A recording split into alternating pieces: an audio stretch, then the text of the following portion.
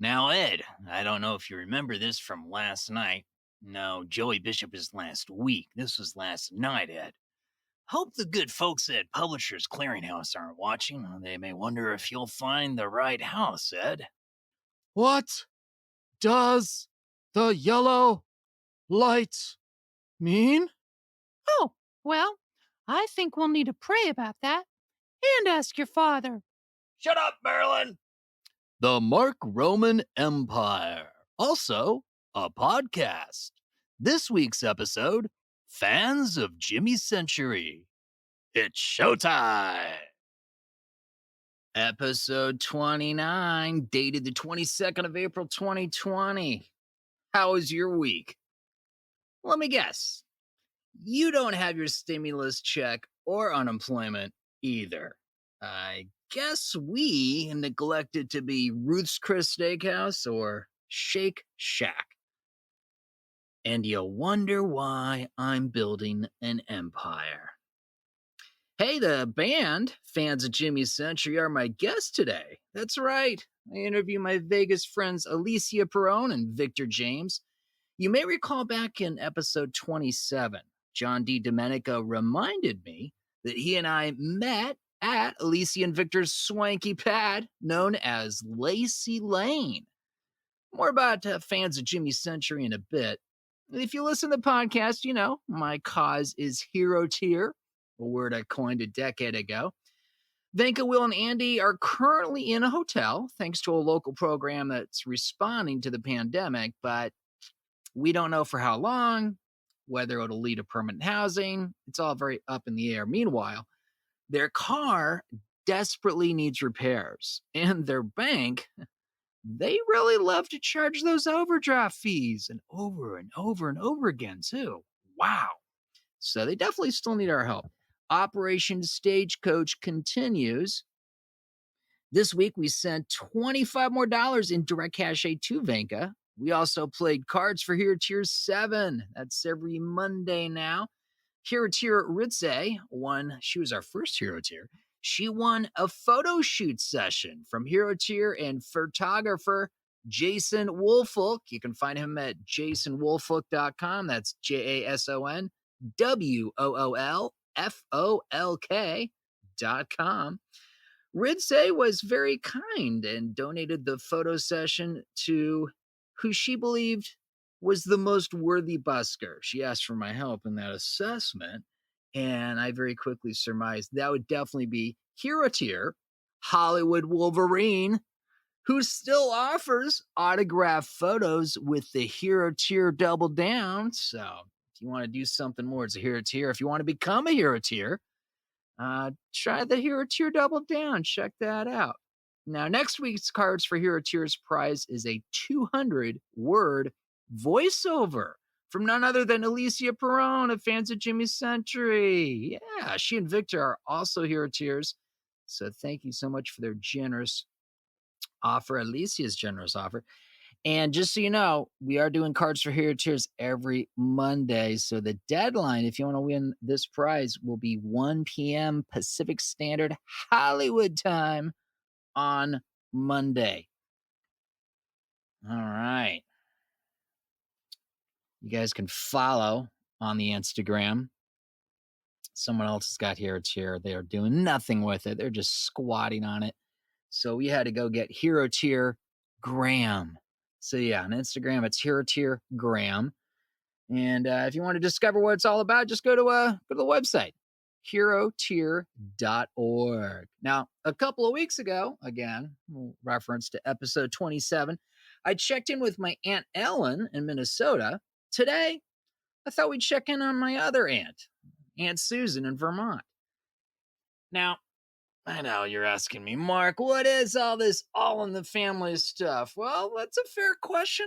I guess this podcast is an excuse for this son of Elmer Gantry's bitch to fumble forward into a new family experience. Can I do that? So far, so good. I'm kind of digging it. Seems like everyone else involved is kind of digging it. So yeah, let's forge ahead here. Now, so you know, my Aunt Susan is kind of new to the whole Zoom thing. We didn't use Zoom. Yeah, I'm not a big fan of Zoom. But everyone seems to be able to relate to Zoom. The idea of using microphones on your laptop or desktop or tablet to communicate over the internets to other people on other sides of the planet. That's kind of a new thing to my Aunt Susan. So I know Ollie, my sound engineer, did his best, but you might hear some rustling in the wind, as it were. Maybe some something brushing against the microphone on Susan's end. Look, my Aunt Susan lived through the 60s. Did you live through the 60s? I didn't think so. All right. She's got stories more interesting than your TikTok. So let's cut her a little slack, shall we? Why don't we just go ahead and check in with Aunt Susan? Aunt Susan, we're doing it. Oh my gosh. Now, so folks know what is it like for you to be doing this right now, recording over the internet, talking to your nephew who's in Los Angeles and Hollywood, and where are you right now? Vermont, in the foothills of the Green Mountains in eastern Vermont. Nice. That's almost as far away as I could get from Los Angeles. Right. So what is it like for you to be doing this, the technology you were just mentioning earlier? Well, I'm pushing my technology boundaries, which is fine. I learned how to set up a Zoom call this week, and now I'm on doing this recording with you, and that's pretty cool. Not what That's I ever thought I would be doing. And you're doing great. It just so folks know, like, if we hear little sounds there, my Aunt Susan's getting used. I told her to hold the microphone like I hold a microphone as a stand-up comic. So you're doing really well. But if we hear a little bit of sound, that's Okay. That's coming from. Yes. Well, amazing. Yeah, I'm looking forward to maybe we could do some Hodges family Zoom calls. That would be kind of cool. That'll be fun. Now, you and I kind of so I have a few aunts. I don't want to say I have a favorite aunt, but I do relate to you specifically in this one way. Because would it be inaccurate to say that in some respects you're kind of the black sheep of the family a little bit? Yeah. Mm-hmm.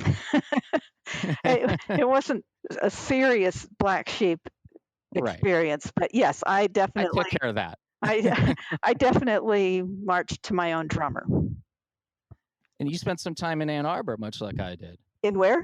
In Ann Arbor, Michigan. Oh, no, actually, I did my first 2 years of college at Eastern Michigan University in Ypsilanti, down the road from Ann Arbor. Oh, yeah, okay. Yeah, like my ex-wife, Elizabeth. She was she went to EMU.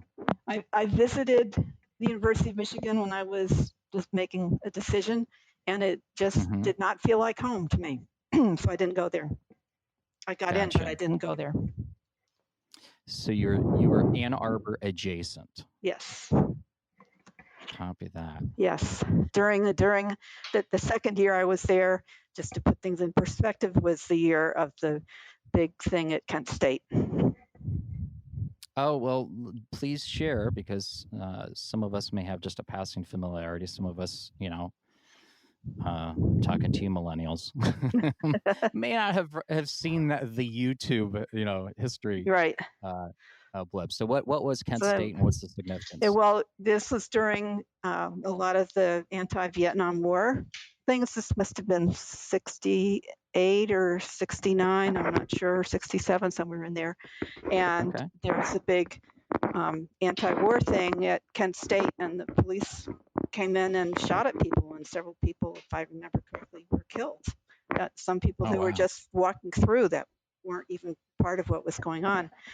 And what I remember, I was living off campus, and the students on campus were really upset about that, and they barricaded one of the streets in front of the student union, and the police came in with dogs and tear gas. I wasn't that, but then they issued a curfew, and the next night, when the curfew was about to happen, they were flying helicopters overhead, and a big line of cop cars came through, and in front of one of the dorms, they didn't like that some students were standing in the doorway, and they tear gassed them.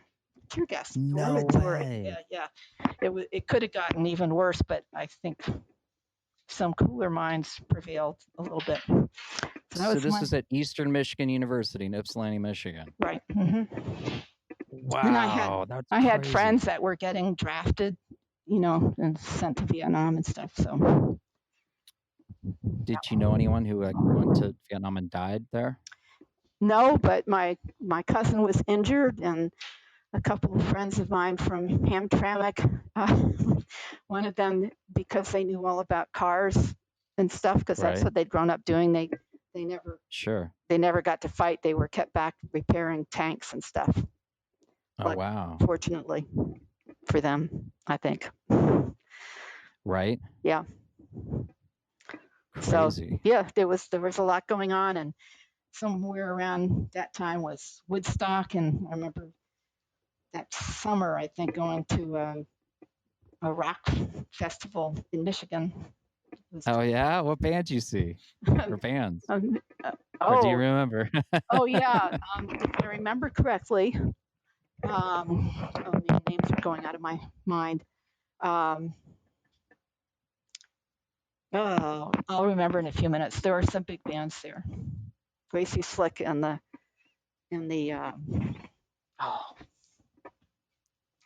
her band was there. I don't remember the band's name. My brain is, I wasn't thinking about this, and my remembering names. Well, were you more simply challenging. drinking herbal tea there, or was it were you partaking in all that the 60s had to offer? Anyway. I was probably partaking a little of without.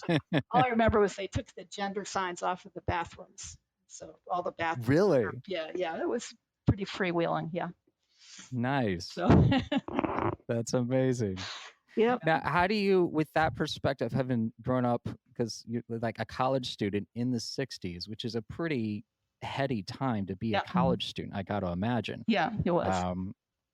Whereas now, like, college students are, they can't even go to their graduation because, Right. we're quarantined with the pandemic. Right. It's like a slightly different thing, Right. You're watching concerts that are being streamed, people are doing them, in pools that have no, Right. it's just the DJ. Well, He's got back a few then camera people, and people are in their apartment buildings, looking from their balcony. Yeah. Well, Totally different. Back then we didn't have cell phones. Now explain that, because a lot of people can't even imagine. No, I was living living in a dormitory, and once a week I'd go down the hall to the payphone, and I'd call my parents, collect, and they'd call me back, and we talked for a few minutes, and that was it. And what's the Hodges motto about communication? Did we have a motto? Oh no. Well, what I was told, okay, this is interesting. That's why I like to have these conversations. What I was told was the motto was "No news is good news." Did you ever hear that? I've heard that. I don't remember sort of being told that or explained that, but yeah, Gotcha. That's probably good. No news is good news. Yeah, that works. Interesting. Yeah. Interesting. Yeah. I would hear that a lot. That was a distinctly Hodges thing. Interesting. Well, yeah, I mean, I hadn't thought about it like that, but it was certainly if you didn't communicate that you were doing such and such or this was happening, then the other person didn't know about it. So now let's say like your best friend who maybe wasn't living in the same dorm with you. How long might you go without actually speaking with a best friend on average, would you say, when you're in college? It wasn't really something we thought about a whole lot. Probably my best friend when I was in college was my roommate, and we drove into a motel, when my parents were bringing me down to college, and the person, we checked in and we were going to our room, and then the check-in person came after us and said, "Oh, you should meet this other family because their daughter's coming here too." And interesting. Okay. That was Rayanne, and we were in the same dorm and on the same hallway. And shortly after we started, she moved into the room that I was in, and we stayed really close friends. Okay. Yeah. So I knew other people. I'd see them around. It was mostly people I got to know in my classes. I also hung out a little bit with some of the hippies that hung out in one section of the student union, and they did a Really? newspaper, Interesting. a not university newspaper, and it was really great. It had all, I don't know, do you ever see those posters from I San can relate to Francisco? that. With I made one of those. really cool hippie graphics. I helped do some of those on that newspaper. Oh, awesome! Like the kinds you'd find on like album covers, like the Yeah, Grateful yeah, Dead with back in the day, curvy letters, right? that 60s Like style. it looks like maybe someone was enjoying a little bit of acid or some other stuff since Right. to expand their artistic horizons. I think I didn't need to augment my imagination at that point in my life. Copy that. Yeah. That's amazing. So and now I'm curious about your college roommate. Like where is she now? Well, I have lost touch with her, but later when I was living in New York, I went to her wedding. Okay. And I just have lost touch with her over the years. It was a lot harder to stay in touch with people back then because you didn't have the internet and email and stuff like that. Like if you were going to stay in touch with somebody, you had to actually call them on the phone or actually, which cost money, or write letters to them. It is interesting though to see how in different phases of one's life, how your circle, your group of friends and people that you think are, the most important human beings in your world, and how that can change over time. Yeah, definitely. And you can literally, lose touch with someone that, at a certain moment, literally you're living with them, you see them every day, Yeah, it's very different. Now, what's your perspective? Because I asked some of the question of your sister Ellen, and you're giving us a perspective of the '60s, but there's also my grandparents, your parents, West and Betty, and they lived through the Great Depression as well as World War II, and you were born right around World War II, or after World War II. Definitely after World War II. Right. I'm conflating you with the older sisters, my mom there you go. and Ann. There you go. Yeah. But especially with the 60s, because a lot of people are making comparisons with the pandemic to these, big, tumultuous times in our past, right? Because there's no other reference point. So, what's your take on that? Since you actually lived through some of those times, or you had parents that had lived through some times, and they had a very specific way of relating to life that was clearly influenced by those times. Well, I was actually talking with Ellen the other day because my parents were born in 1910, so they were both, in their teens during the Spanish flu epidemic. Right. And we don't remember ever hearing anything about that from either of them. That's what Ellen was saying. But that's a very New England and Hodges thing too, isn't it? And probably, a stiff upper lip English thing. Well, I've had conversations with other people about this, and some people felt like people just wanted to put it behind them, whatever their experiences had been. But they were coming through the Great Depression, and I remember a couple of stories. I remember my mother was doing her master's degree in New York, so this would have been like the mid-20s, and early 30 something, before she was married to my father. And she wrote home to my grandmother. Now, when she was 14, my grandfather died. And my grandmother lived with us all the time when I was growing up, Grandma Sherry. And she then had 4 kids to support. She had to sell their house, move into another house. There'd always been like a cook and household help. She didn't have any of that all of a sudden, so she had to learn how to do those things. She bought herself a sewing machine and learned how to sew. She sold burial insurance door to door, to keep things going because life was very hard. Grandma Sherry, she was the sister of my Aunt Esther? Or the mother of your Aunt Esther. Aunt Esther was my mother's youngest sister. And my grandfather had a wholesale grocery business in Troy, New York. And he was Mhm. actually away in Buffalo on business when he died. And my grandmother would have been a great business person, but he never let her have anything to Hmm. do with the business. So all of a sudden he was dying, and she found Wow. out that the business was basically bankrupt. Oh no. So my mother was down in New York City in a master's program, and she wrote to my grandma. I remember being told about this. She wrote to my grandmother and said, "I really need to get another pair of shoes because mine are all worn out. Can you send me some money?" And my grandmother wrote back Wow. and said, "I don't have any money to send you." Wow. Okay, and my parents, their wedding, my mother wore her mother's wedding dress. It was a very small wedding at somebody's house. I've seen pictures. That was a Depression wedding. Wow. Her wedding bouquet was, they went out and picked daisies from next to the road for her wedding bouquet. She had a whole armful of daisies. So that was Amazing. the stories that I sort of grew up with. And I remember being Huh. told about people having victory gardens. And what really lasted in Yeah. our house, long before anybody was talking about recycling and all that stuff, we had a closet that had paper. You used to take your shirts to the dry cleaner. They'd come home wrapped in paper. We saved all that paper Yeah. and paper Oh bags wow. and cardboard Okay. boxes. And if you had string, you Sure. wound it into a ball, and there was a box that had balls of string in it.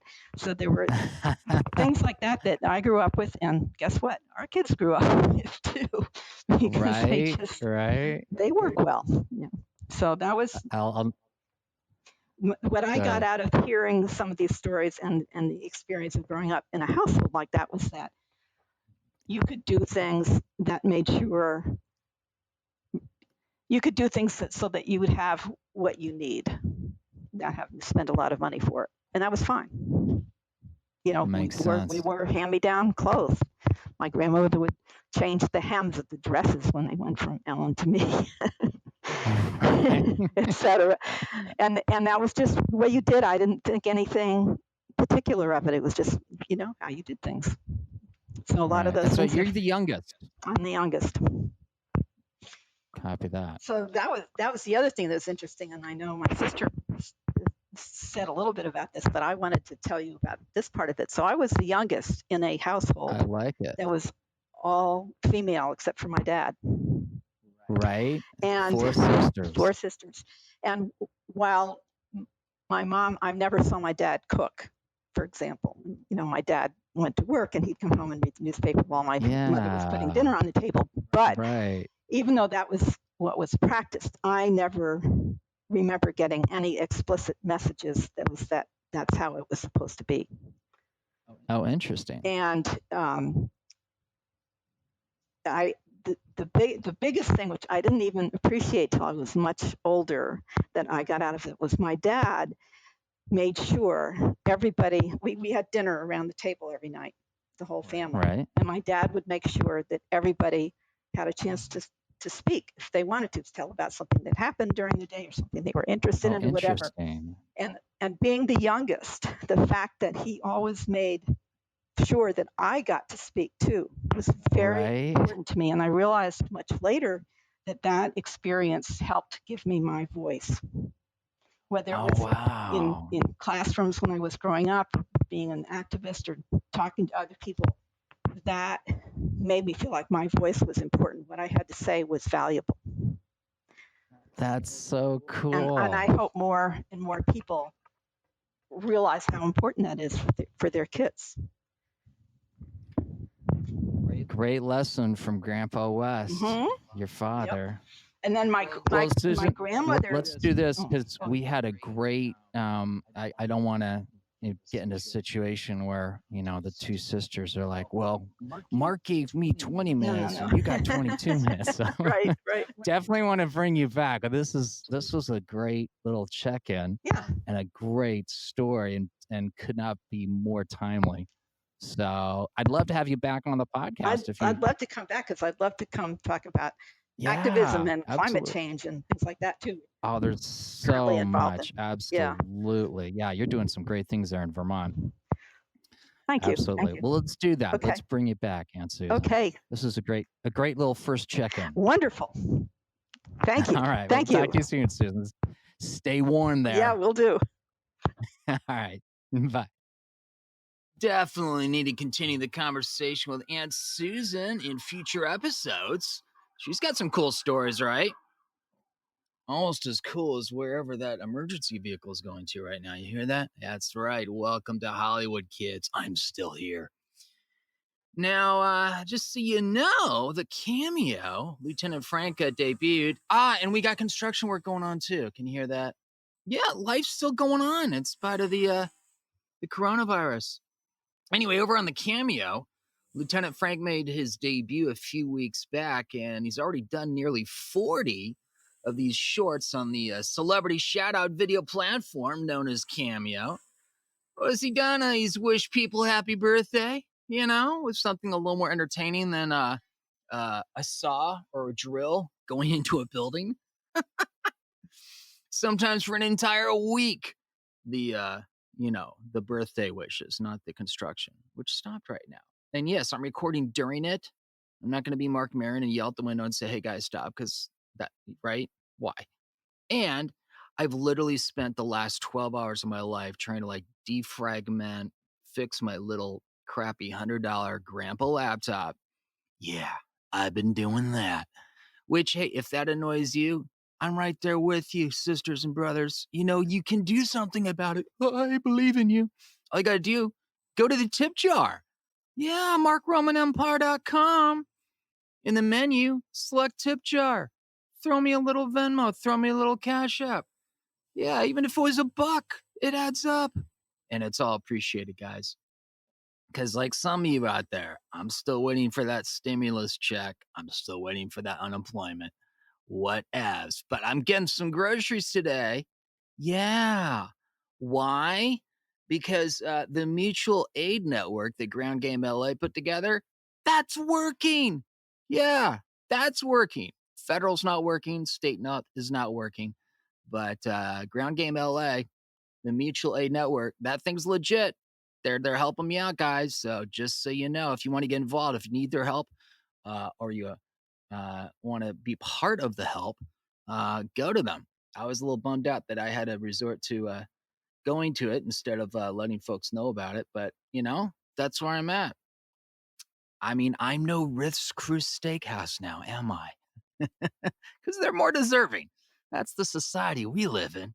Isn't America great? Anyway, Cameo. You see, you guys get me sidetracked. Cameo. Lieutenant Frank's on it. He's been doing a lot of hilarious stuff. Sometimes birthday wishes through a whole week. He's given advice. He's performed for both sides of some ongoing cameo roast wars. I didn't even know that was a thing. It's a thing. Yeah, Lieutenant Frank's involved. What else has he done? Oh, he gave a pep talk yesterday to an old colleague from my mortgage industry days. That was fun. A lot of inside baseballs out of tap there for Lieutenant Frank. Now, it's early days as I build up my cameo, but it is clearly catching on. So now it's only $10. So if you like low prices, I know I do, hurry up. Go get a few cameos from Lieutenant Frank before it's $20 or more.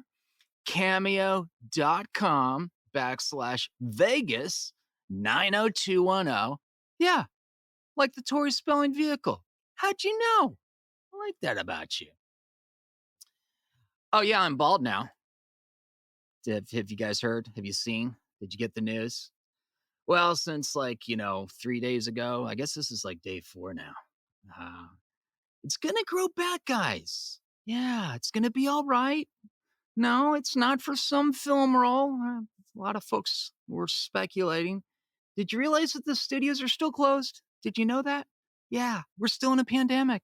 Yeah, this isn't Georgia. This is California, Los Angeles. I'm not saying one is better than the other. I'm just saying it's a different situation. That's all. Yeah. So I'm probably not going to be going on a studio lot this week or this month or even probably next month. It's probably going to be a minute, So yeah, the bald, hey, it's just I was a little overdue for a trim before the quarantine. So for a few weeks now, guys, I've been planning to become cleanly shorn. Yeah, kind of fantasizing about it, frankly. And by the time I need hair, it will have grown back. So it's going to be all right. And since I couldn't resist, I did do 7 short videos as various characters with, cue ball, chrome dome, bald. I now am it, so I can say it. And you can watch all 7 of those video shorts in less than a minute. That's right, 60 seconds or less. Go to Mark Roman Empire on YouTube. Yeah, we got a channel there. And watch the Cue Ball Hot Takes playlist. While you're there, why don't you check out the new church playlist? That's right. We figured an empire needs a little religion. Otherwise, people won't know what to do, right? And since Easter, I've been streaming services on Facebook of the Most Holy Mark Roman Empire Church of Divine Touch, commonly known as God's Finger. Now, it's on YouTube, so you can catch it on the replay in the church playlist. And if you're digging it, why not subscribe to my YouTube channel? I believe in you. You can do it. Do all of that at Mark Roman Empire on YouTube. Now, I like to joke that my Vegas experience was a Saturday that became 2 years. 2 years of my life I'll never get back. Definitely some cray-cray and not in a good way going on in Las Vegas, but let's just say I take California and LA and Hollywood for granted no more. But there were a few bright spots, in Vegas. Alicia, Perrone, and Victor James, the power partners behind the band Fans of Jimmy Century, they feel like, I don't know how else to put it, guys, home. There's some cool cats. I dig what they're doing. They are definitely kindred spirits. Dare I say it? We find what each other is doing fairly groovy. Yeah. And we've charted our own paths. They are, as they would describe themselves, the modwave, mod squad, genre-bending duo of vocalist, songwriter, voice actor Alicia Perrone and bassist, songwriter, producer, video director Victor James. Best of My Generation, all the way, distributed by United Masters, is an official NBA song for MVP of 2019 winner Giannis, the Greek Freak. Antetokounmpo? Antetokounmpo? I'm sorry, Giannis. I even listened to that special on 60 Minutes about you. I dig what you do, brother. I don't follow the badmen or basketball or whatever it's called, but I like your story. I like what you're doing. And I just slaughtered your last name, brother. I'm sorry. But my good friends, Alicia and Victor, are fans of Jimmy Century. They got you, brother. That's right. So I'm just saying, it all worked out in the end. Hey, you might know fans of Jimmy Century also for their song Hot Sierra. Sorry, why do I keep saying that? It's Hot Sahara. That's right. See, I'm from the Sierra Nevadas. It's above a desert. Sacramento's kind of like a desert, and the Sahara's a desert. You see what that is? Okay, I don't know. The song is Hot Sahara, which played during that festive sex scene, you know the one, in the L Word on Showtime. Now, fans of Jimmy Century, they are indie, but it was fun catching up and, digging deeper with them a little. They've done some stuff with some major labels. We'll get into that as well. Let's chat with Victor and Alicia. Victor and Alicia, fans of Jimmy Century. How are you guys doing? Good. How are you doing? Hi, Mark. I'm just enduring the quarantine with everyone else. How are you guys doing? How we're doing? We're Yeah. doing good. Yeah. I mean, we, some of our businesses have Taking a hit. have taken a big hit. Right. Well, all of us who perform live, it's like we just hit a Yep. brick wall because, like, nope, not doing that anymore. Exactly. No, luckily, a lot of our stuff is, we do in the studio. Like we do a lot of songs for TV and film and that kind of stuff. So, Right. we're in the studio anyhow. So our day to day, unless we're touring, hasn't changed much because we're usually just working at home. Yeah, the isolation Nice. thing is pretty much the same. It's Yeah. it's rough, right? Well, I Yeah. remember how we met. Right. There was definitely not a social isolation situation. It was a party. It At was Coley's birthday, wasn't it? It was whose? I think it was Coley's birthday, wasn't it? It was somebody's birthday. I remember it was at the Artisan Hotel, which for people who don't live in Las Vegas, because when you visit Las Vegas, it's not on the Strip, so it's kind of a local thing, I think. To describe the Artisan Hotel for folks who are not familiar. Yeah, It's no, kinda it's like it's definitely very gothic. Yeah. Right. Really, it has Yeah. that goth vibe. It's very after hours. It's they usually have a lot of DJs there. It's kind of a very much a DJ community. Okay. Where they have DJs by the pool and DJs out in the little garden area and then DJs inside. Inside is very gothic looking in a cool way. It's a very cool looking old kind of 30s 40s atmosphere inside. Right? That was amazing. I love Yeah, I that think it place. has that unpredictable vibe where anything could happen and Speak- does. Yeah. Speaking of which, Alicia, there's this borderline iconic photo. I kind of feel like it's going to show up on National Geographic someday of you and I doing, I guess we were doing air bowling. Is that the best way? How would you describe that photo? It definitely was it was pro bowling. It was a pro bowling tournament. And Mark and I were on the same team, and it comes up every year. And I think both of us love that photo so much that we both share it on all platforms when it comes up. Right. And just so everyone knows, no bowling balls were harmed because no bowling balls were actually used in the making of that photo. Right. Oh, Mark, I understand the party you're talking about now. That was Derek Smoot's, it was a release party for the men of, remember the, Oh, that name rings a bell. Yeah. Okay. it was his clothing line, his suits, but I don't think that's where we met. I think we met at Coley Kanoki's birthday party at some dance club. Do you remember that? Yeah. Yeah, Well, I think know that was the Lieutenant first time. Frank, I think, was pulled in. Lieutenant Frank was there. Yeah. Okay. Gotcha. Mm-hmm. Yeah, now I remember it all. Yes. I just don't for- remember anything. So at least for unless our- Alicia's there talking for me, I don't remember it. Well, that's why you guys make a fantastic couple. Exactly.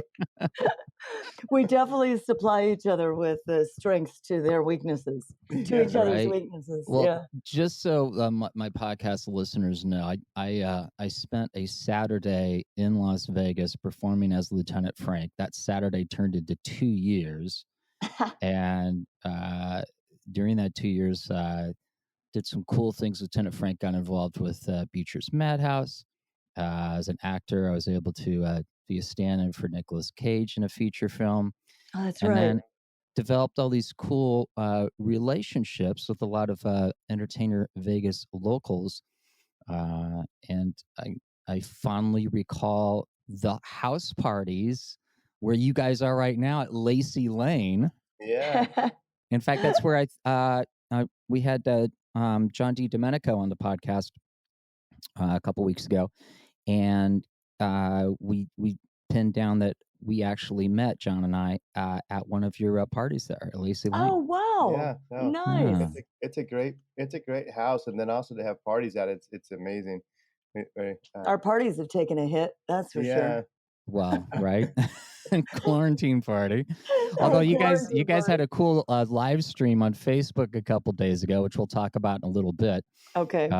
But mentioning John, he was quick to mention that how grateful and appreciative he was to you guys, because he was at the Donald Trump impression competition at the Laugh Factory here in Hollywood, Yeah. Right. Because there's a Laugh Factory House in Vegas.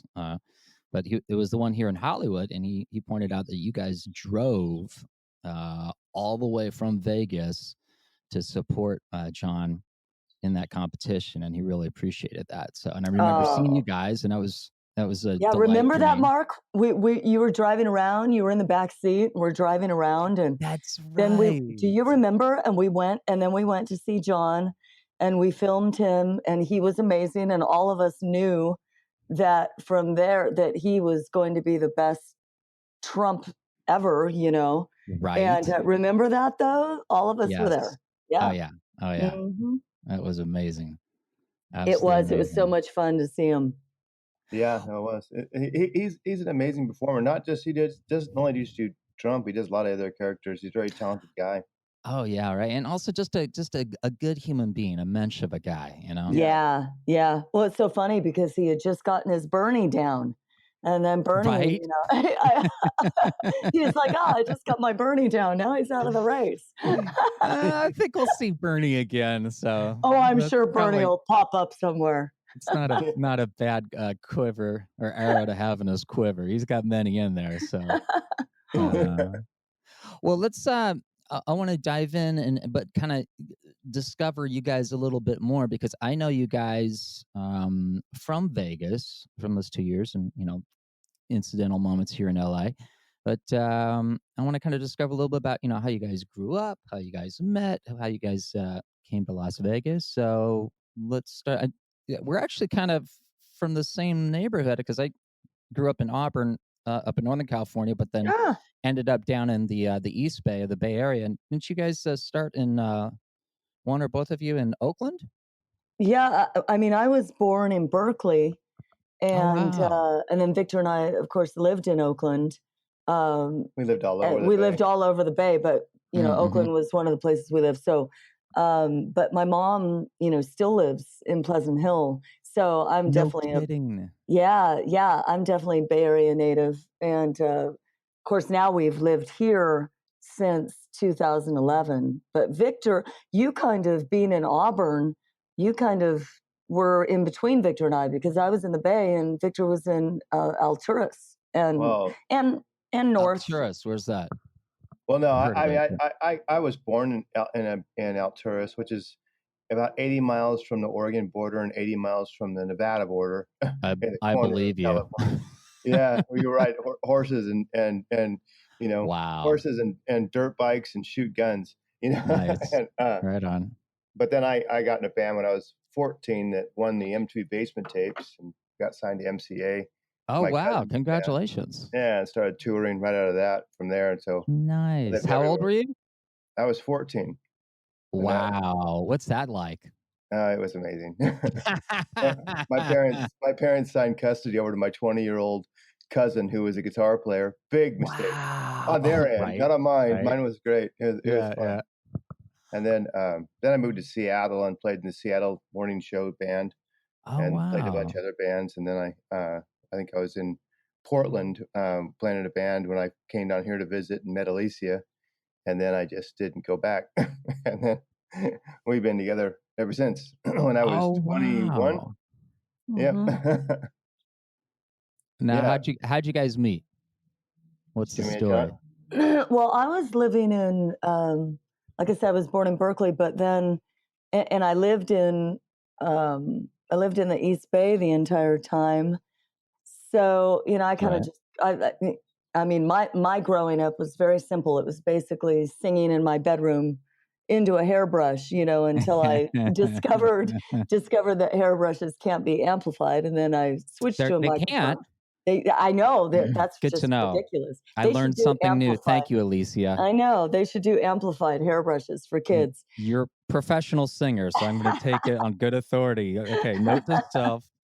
Right. Hairbrush is not amplified. All right, got it. Right. And then after I left high school, I went to college at UC Davis so that I could be close enough to my mom and dad, to drive home, but I could also have a reason to live on campus. So then when I got back, I lived all over the East Bay again. And my dad was struggling with cancer. Oh no. And and so he actually passed away a week before I met Victor. And wow. it was pretty crazy. And then Victor and I were together ever since. You know, we were it was basically nonstop from them. But we met. I'll tell part of it, and then Victor has his favorite parts that he tells. But I was in a band on Highway 1. But what was the not Sausalito? I can't remember the city that we practiced in. Over there with 415 Studios, where Joel Jaffe Studios was at. Yeah, maybe that was Sausalito, where the plant is. But anyway, so we were looking for a bass player for our band. I don't even remember the name of the band now. Broadside. Oh, it's called Broadside. Yeah. Awful band. Crazy. We always have the greatest, those great classic rock band names. Sure, right. And we were looking for a bass player. The name was like the best thing about the band, right? Right, exactly. Yeah, if that was the best thing, then you should have heard our music. Oh yeah, no. Right. So, What was their hit tune? You know, I mean, come on, listen to the name. Right? It's Broadside. I mean, that's all you need to know. Oh, okay. Right. Can you even name one of their songs? You know, right. It was a different time. We did a lot of coke. I mean, what doesn't really matter. She was a Pepsi Were you there, Mark, at our rehearsals? Because that sounds like exactly what we did. Just wild guess, you know. So our guitar player at the time, Mike, he was always, on the lookout, had it on his radar to look for bass players. So he was at the mall one day. No, we were at the movie theater. I'll tell you. Okay, you can tell this. She might destroy it. No, I just came down to visit my aunt and uncle down there in Bay Area to see if I wanted to move down there, and because I wasn't really happy with the band I was in Portland, and not like they were great, but we were just doing too much partying, and I'm like, Gotcha. And so, and you've been doing this. How old are you at this point? I was 21. Okay, so you've been professionally performing on the road as a musician for the last 7 years now. Because you started since you're 14. So you've partied hard. For 7 years. I burned a hole through my nose by the age of 17 to tell you how hard I was. And it was all. I'm good with the partying. Maybe there's something more. Like I'm ready for the Grammys now. You know. Oh yeah, no, AARP. Tommy Atkins. We played with oh God, Jefferson Starship and a bunch of other bands. Oh wow. Everything was free, and then right. And then, but so I walked in a movie theater because I just want to go see a movie, and this guy with long hair and this good-looking blonde girl comes walking in. It wasn't Alicia, and so I was looking, and my hair was down to my waist too at the time, and he comes walking up to me, and I figured out here comes the fight because I'm looking at his girlfriend, and he's like, "Hey, are you a bass player?" And I'm like, "Yeah." And he's like, "You want to audition for my band?" And I'm like, all right, because he looked cool, and he had a nice car. I figured it must be a good band. So and then pulled up to a driveway, and this other girl jumps out of this huge blue Cadillac, and she's like, "Hi, Victor," and I'm like, and then so I was like, I'm gonna drive with her to the practice place. I jumped in her car, and then I got to their studio, and all these. And she's beautiful, and Mike looks cool. They have a cool studio, and I'm thinking, okay, cool, it's a cool band. And then, they're like, oh, cool, the band's here. And these like two old guys come walking in the studio, and I just ignored them. I thought they were road crew because that's what I was used to. I was used to road crew. And then I was like, oh, cool, where? I kept looking past them and looked past them, and they're standing right next to me. She's like, no, right here. And I'm like, oh. Hell no.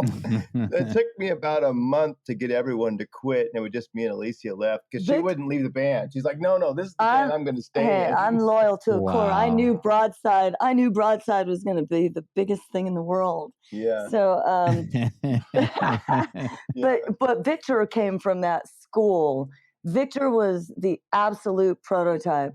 Coming from that school of you had to look a certain way with the long hair for the guys. You know what I mean? Like he really, But it was that total 80s. You Yeah. had to have Right. long hair. Sure. You couldn't look any other way. And also at the time, though, it wasn't very in vogue to have a female singer. No. You know what I mean? Like that was not very that was not very accepted until a little bit later. Yeah, So it took us a long time to have a form of success, and finally we also pretended that we weren't in a relationship for years. Years we pretended that, and we would have like guys would knock on our door for me because they thought we were both single, but that we lived together. Oh yeah. And some of our friends, more rock and roll, huh? Right. And guys would knock on the door for me, and girls for Victor, and we would pretend like we weren't together. We even went so far as to go out on dates with other people, to keep up that whole facade. It was ridiculous. So our old manager would come up and always try to hook me up because she always figured I wouldn't go home with any girls at the show. Right. And she'd hook me up with some hot girls, and she's like, oh yeah, she's like, well, here, I set you up a date. And Alicia's like, you have to go out with her. And I'm like, oh, okay. But the reason for that was because female singers weren't accepted. So the thing for me is I didn't want to be known as the bass player's girlfriend. She sings. Right, and I was like, I'm not going to be known as that. I'm a singer and I want to be known. But then that band was London Diggs, our first band. Then then that band kind of went away, and pretty much it was just me and Alicia. And then we started Simon Stinger, and then Simon Stinger was, we were a big band. Wait. Simon Stinger? Yeah. I mean, come on. I need that T-shirt. Seriously. Oh, yeah. Hey, we actually have some. I will send you. Hell yeah. Oh, I will wear it. I want a Simon Stinger T-shirt. I love that. If you guys are handing out, can I take two? I'll wear one. And then if you guys wouldn't mind donating one, we can make that a prize for Hero Tears, since you guys are Hero Tears. Sure. And then maybe a Fans of Jimmy Century in there. We'll make a prize for cards for Hero Tears. Yeah, Simon Stinger, though. You guys are awesome. That's a great name, Simon Stinger. I think of Sting. Do they do Sting covers, or is it something completely different? It was always boy names. We never played covers. We were always. We didn't even know what a cover was back then. No, that band, we did really good for we were one of the bigger bands in the Bay Area, and then we started touring all the time. We played, and that band toured like the Goo Goo Dolls and Tonic and No Doubt and 311 and Suicidal Tendencies. But I think one of our biggest breaks came with that band. We were iTunes Single of the Week. Remember those? Yeah. Oh, cool. And that's what kind of broke us. And that's what. What song was that? It was French Connection. Yeah. Yeah. But then that band. So I got to tell you a little story about that band. So that band was we went through members all the time because me and Alicia were hardcore. We had to practice 5 nights a week, and then we toured. We played like 2 shows a day, 7 days a week, and most people just couldn't keep up. We were 20-some years old. We had the energy. So we were, everyone just we went through guitar players and drummers like mad. But the last little. Like this is Spinal Tap? Oh my God. Oh yeah, for sure. I had to sit down with this paper and write down all the drummers' name. I couldn't remember them. Oh, that's truly a thing. The drummers that just like, you guys and guitar players. We were too intense about rehearsal. Like we were just way too intense about it. We had one of our first guitar players was Marcus Henderson, the guitar player that later became all the guitar parts on the first Guitar Hero video game. And then Mary Carey from Michael Jackson's band, and Ry Kinn, Greg Kinn's son, was one of our guitar players. Sean Bowie from up north. We had so many guitar players, but we finally we were just having the worst time because we had all the success, but we were still kind of broke, and so we were down in LA playing one of the Pride shows. No, we were there for the LA Music Awards. Oh, the LA Music Awards. That's right. Okay. We were nominated for the LA Music Awards, and the guy there kept doing something wrong. Yeah, we got in a big fight. We were in a big fight. No, I think the guy was hitting on Mary. This is so funny, Mark. The guy There's something about Mary. Well, Mary Carey was our guitar player. Same name as the porn star, but not the same person, right? Hilarious. So, but we had won or not, or we were nominated. I can't I don't think we remember. won. We were nominated for LA Music Awards, and we went over to the Nice. guy. I shouldn't say this. I don't even remember his name. No. But we went over to his house because he was having a dinner for us. So check this out, Mark. Right. So it turned out that he was hitting on our guitar player Mary. So he Lovely. set up a dinner table for them in the main room, and me and Victor and Elvis had to sit in a back room eating dinner Yeah. by ourselves. And we drove all the way down there. What? He consigned you to the kids' table and It was like Yeah. we were in the kitchen eating or something. Guantanamo Bay room? Like, what the Oh, hell? it was so funny, so that he could set up this Wow. candlelit dinner for Oh, yeah. himself and our guitar player. And this is a band. That like, is kind of rock and roll, though. You got It is Oh, rock yeah. and roll. It really is. But this is the band. So many good This times. is a band that we'd sell out the whiskey in like 2 days, and like all the clubs in LA.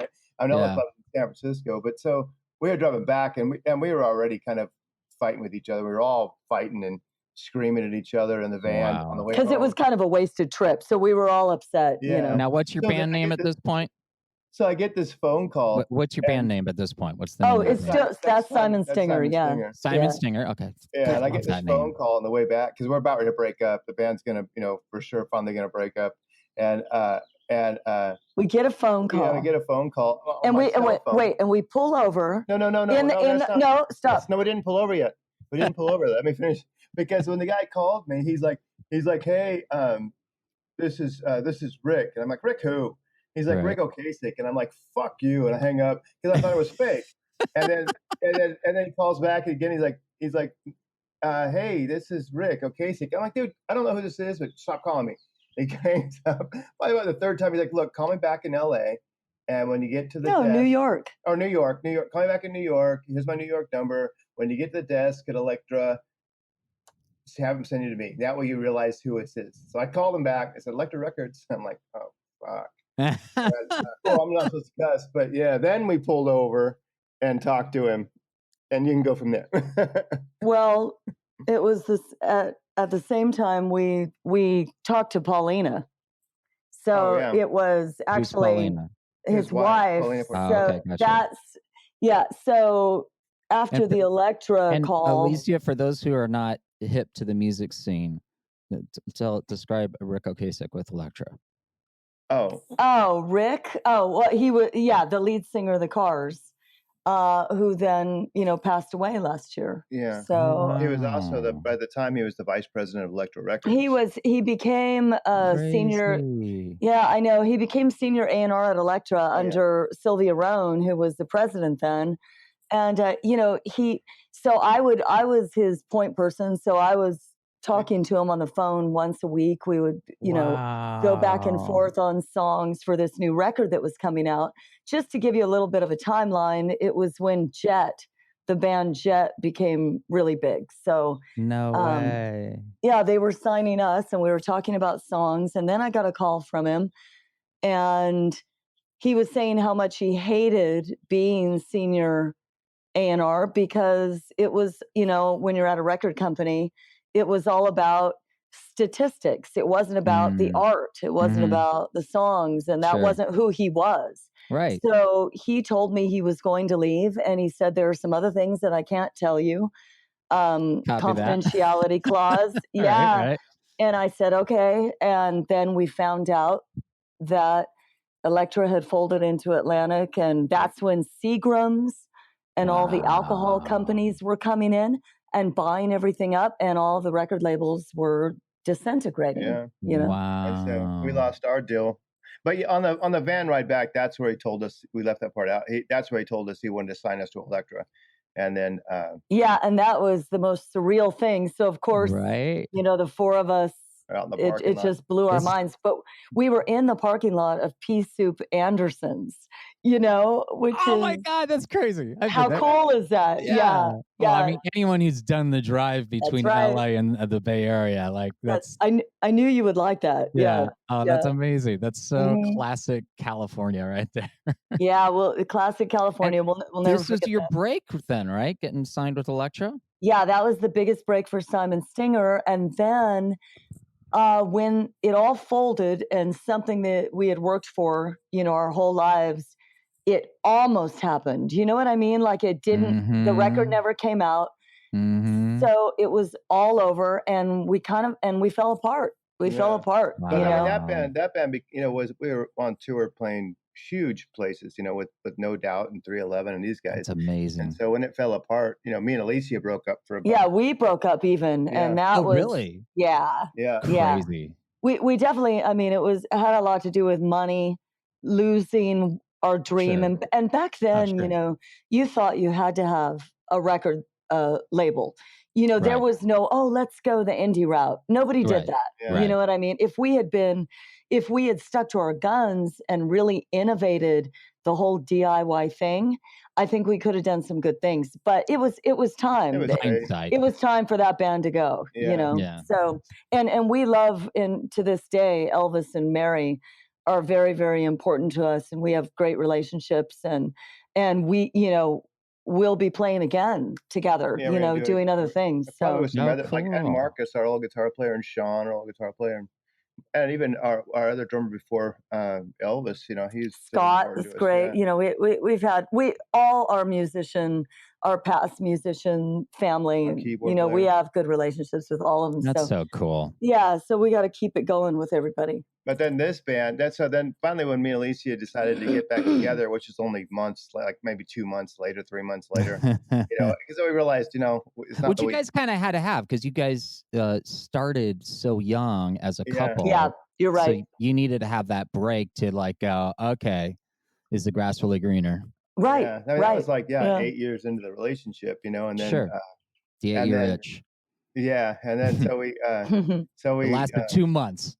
yeah, well, That's we were, right. broken. And then we finally got back together, and we decided to go with electronic dance, which originally was what this band was. Wait, hold on. Like, so let's talk about those 2 months for a second, because I'm curious. As a guy who's in a 12-step program to remain a single guy, and you guys remember me from when I was in a relationship, one of many. Yep.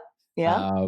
So We do. I'm curious, like what, and especially just in entertainment in general, but especially in the music industry, it's like jaw-droppingly astonishing to hear the story of you guys as a couple. The fact that you are still together, A, B, that you've been together so long. So what Yeah. was that 2 months like, you guys that you're apart? I want to hear from both It of you. was just sucked. Yeah. Why did it suck?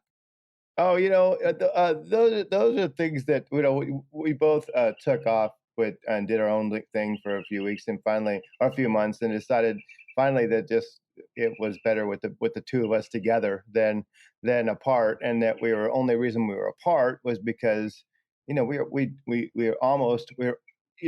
we had so much going on. Almost, I can't say almost, because there was a lot of sex in that band. It just wasn't monetarily. I thought you said successful. there was a lot of sex in that Oh yeah, a band. lot of sex. No, That's what I heard. I did too. well, we had our own.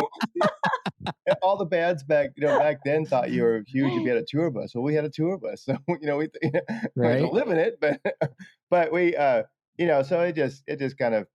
But by the end of it, we're just one, missed each other because we were making a good team, and then two, we just decided better together than apart, and We just had to forgive each other. I mean, I lost when we lost that deal. I blame myself because I was the person who talked to Rick all the time. So I thought it was something I had done wrong. Mhm. I lost all of my confidence and Oh, wow. thought that I had ruined it, when in fact it was just because the label was disintegrating. But I didn't know Sure. that at the time. Yeah. So I kind of lost my way, and I felt like, I sort of felt ganged up against, even though that's probably not what was happening.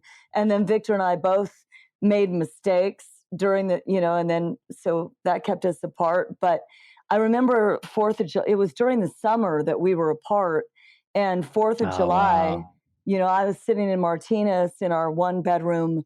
We only lived in one room, Victor and I. We lived in one little room. So you guys are still living together as your broken out. No, he moved out I moved into in our with Oh, friend wow. Okay. Albert's house. Okay. But I lived there alone. I remember on 4th of July, Victor called and said, let's go see fireworks. And so that started to kind of rebuild it. It was just a tough, I remember all our fish. He would come over and help me clean the fish tank. Like that was the thing. While you guys were broken up? Yeah, that was such a sweet thing. Like we were like, he'd come over and he'd help me. That's one of the things I remember the most, so that our fish wouldn't die.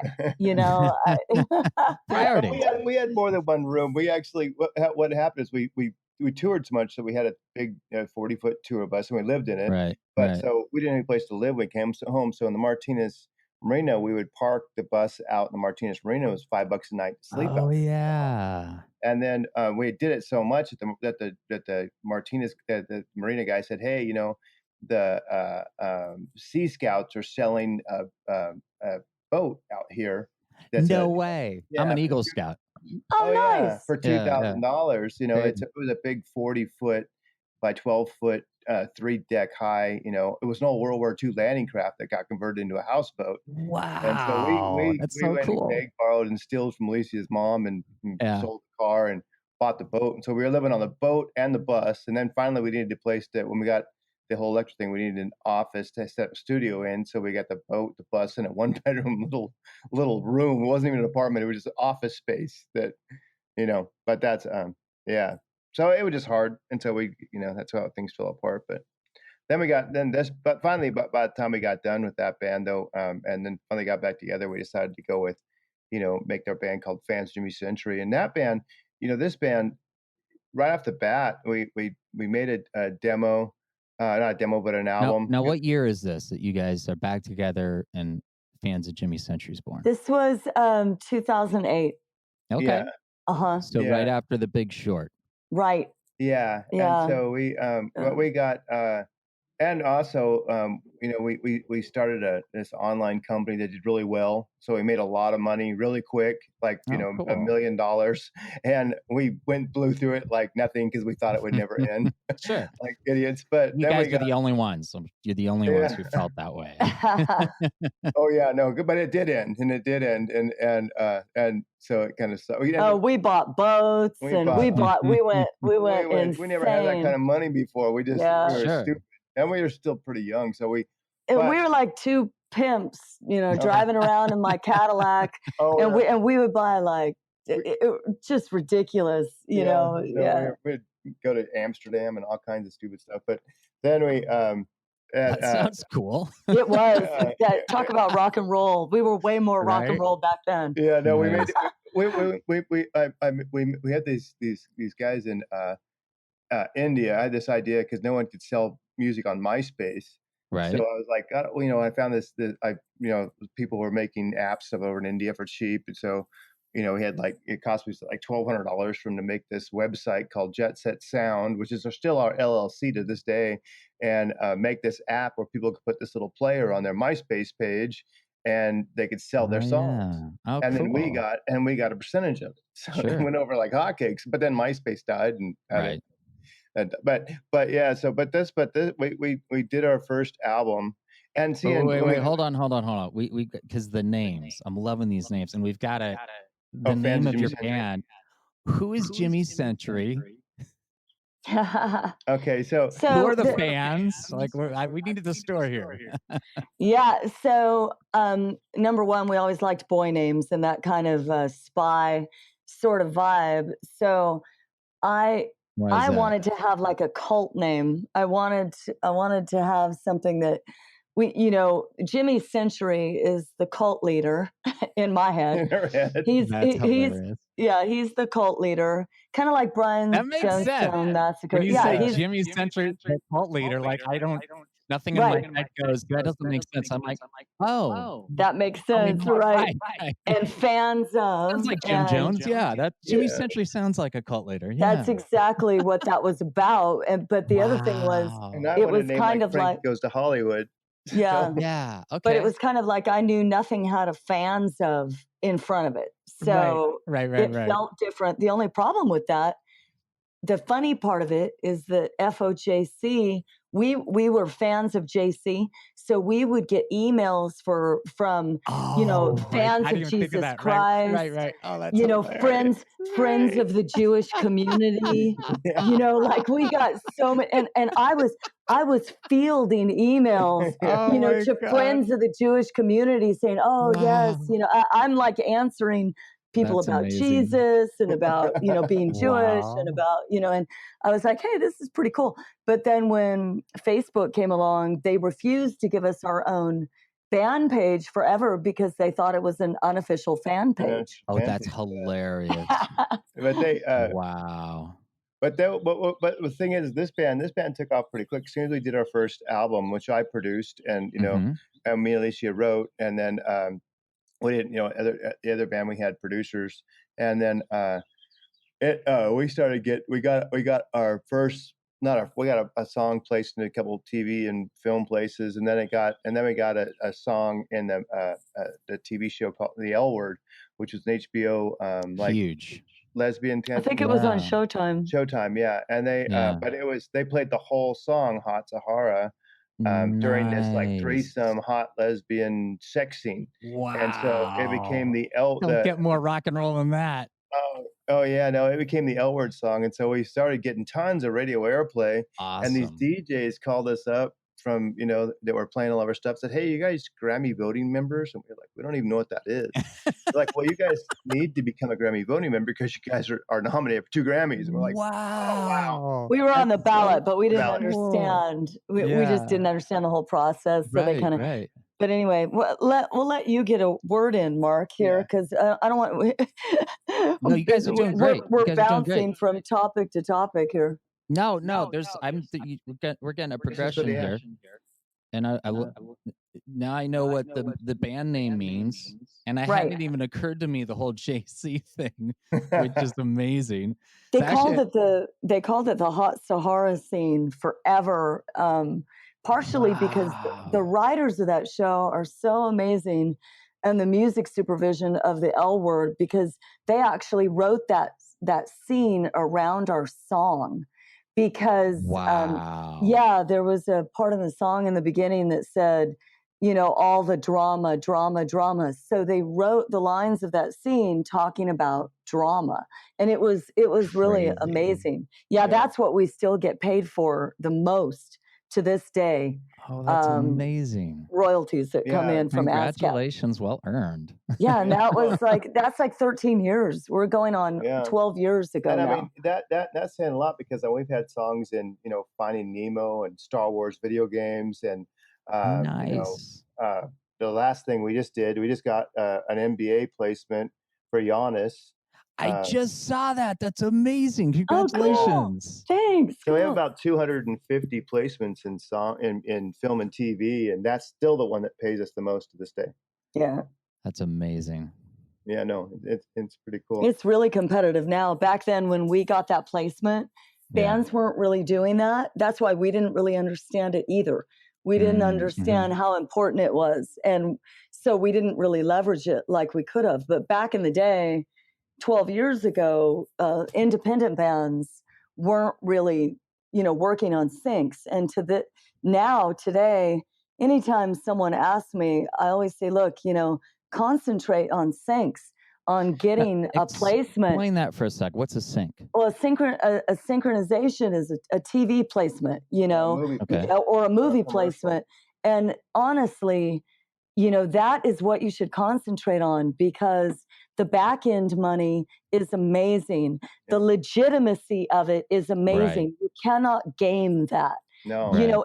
Everything else with bands and their, and successes, it can all be gamed. It gets to the point of ridiculousness, of gaming Spotify numbers, YouTube numbers, all this and that. And it's like, go after something that will not only make you money, but it's a legitimate win. I always tell bands this: work hard and get syncs, because you can't game that.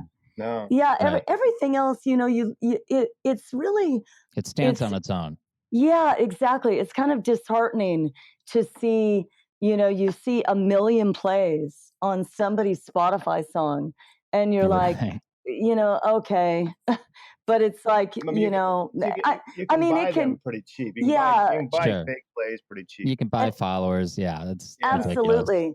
Yeah, and it's not, it, you know, I get it. I get that people need their numbers padded because they want to look a certain way. But I'll tell you what, the thing that really levels you up in your own eyes and in the eyes of the people that follow you and like you, it is a placement. Yeah. You know, it's the Okay, best thing makes you can work sense. on. Yeah. Yeah. And I mean, they don't pay, like when we first started out, you know, we'd get, you know, upfront money, you get like 5 or sometimes even 10 grand up front. You know, Mhm. now you get like $500, maybe Yeah. 2 grand. But the Yeah. thing is that's not the point. The publishing is the gift that keeps giving until Right. that It's the movie back dies. end. And some of these movies don't die. You know, they just keep going. Yeah, and then there's So streaming. yeah, exactly. And then, but then just to get back to our what we when that after Hot Sahara, we went and did to some. We got asked to be on some because we were getting so much radio airplay. We asked to be on some radio panel in New Jersey, No, it was Atlantic City. Atlantic City, yeah. And then It's at the DJ Expo. DJ Expo, yeah. So it was us and Lady Gaga and Cindy Wow. Cindy Lauper. Lauper. And who was the girl that Crazy. sang? Signing on Sunshine from What's Standing her on name? Sunshine. Mark. Walking on Yeah. Sunshine. What's that lady's name? I'm walking on sunshine. Yeah, it's escaping me. Why can't I remember her No. name? Mickey? Oh, Mickey, you're so fine. Is it the same lady? No. She only had the Walking on Sunshine. I can't remember. But yeah, Cindy Lauper and her had a dance album out at the time. This is, you know, I don't know. That's like 2008 and 2009, maybe? Yeah, I don't know. 2009, and then there was a bunch of DJs, and so that's how we kind of our first introduction into with Gaga, and then we played a show there, and then we did a couple Pride shows and that kind of stuff with her. But What's Lady Gaga like? What's that? What's Lady Gaga like? What's that? Lady Gaga, what's she like? Kind of losing you, but I think you said, what is she like? So. Yes. I'm Oh, sorry. yeah. Oh, she was cool. This was very much in the beginning of, this was like 2008, 2009. Just Dance came out. You know, when, Oh, wow. If you remember on MySpace, you know, she had all those ads running. I think it was just about the time she got signed to Interscope. She was writing songs for Interscope for other artists. No, but Just then, Dance was out. Yeah, but I'm saying before that. Yeah, and then, yeah, very cool. And it was back when she started, when she was wearing the hood and the sunglasses. And there's some picture. It was all good. Page of us hanging out. and then she got started getting bigger, and then we started doing some Pride shows with her, like Nice. And that kind of stuff. By the way, it's Katrina and the Waves. Oh, that's right. That's for it. Walking on Sunshine. That's it. Yeah. Anyway, you were saying, Victor? Oh, that's all I'm saying. I'm just gonna, and then after that, we went back to the Bay Area for a while, and then finally we came to Vegas to record a song at the Palms recording studio, which is our song "Mr. Las Vegas," and then we got to hang out in Vegas for like a week and a half and actually experience Vegas and not just the Strip. Right. And see all the, you can go ski, you can go snow skiing 45 minutes one way and water skiing 45 minutes the other way in the same day, and you can be in a desert to meditate, and you can see all these wonderful people. So just like LA. Yeah. We maybe more than 45 minutes, but yeah. Yeah. We went home and we were like, both looked at each other and said, let's move to Vegas. So packed our stuff up and moved like the next month. Well, and at the time we were living in Dillon Beach, which was really remote. Yeah. So we were like an hour. I was going to say, where the hell is Dillon Beach? Right by Bodega Bay, over by Sebastopol and Petaluma. Petaluma was our closest town. Yeah. And so we lived on the ocean in this round octagon house. It was insane. It was It was very cool. It was so zen, but it's better if you're retired out there because you're not going to get anything done. We would write music, but we were always sounds like Auburn, where I grew up. It's good if you're retired. Yeah. You were right. We were like our door overlooked this whole ocean beach. It was an amazing place, but we got a job working on at Lucas Ranch on a Star Wars video game. So we had to move kind of close Nice. to Lucas Ranch. That's why I moved Makes out sense. there. Sure. And then with Mark Grisky, Mm-hmm. yeah. And so, but anyhow, but then we moved Vegas. Oh yeah, then we moved to Vegas, Moving and Las Vegas. yeah, and we lived in the Caddy Shack, which was a really popular vacation rental. If you look it up, Caddy Shack Vegas, it's this gorgeous mid-mod chartreuse house. Wow. And at the time, it was only a vacation rental.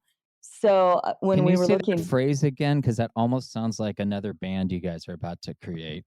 chartreuse or a mid-mod, Or a Caddy Shack. The whole thing. Caddy Shack vacation rental. At the time, they were only renting it as a vacation rental, and I wanted it so badly that I put a picture of it on my desktop, and all of a sudden I called the woman one day, and she agreed to rent it to us permanently. So we ended up living there, which was in the historic neighborhood of Paradise Palms out here, which is amazing. Alicia, actually, I feel like yeah. you should create a ringtone, and it's Alicia saying chartreuse, and then Victor, you just do like some bass, you pluck one chord right after it. Chartreuse. Yeah. Don't you love that word? Chartreuse. It's a great word, but it's like, yeah. You know, like I said, like before we started the interview here, Yeah. You guys were getting audio set up, and you didn't know I had popped on, and I was like, I'm really enjoying the Alicia audiobook experience here.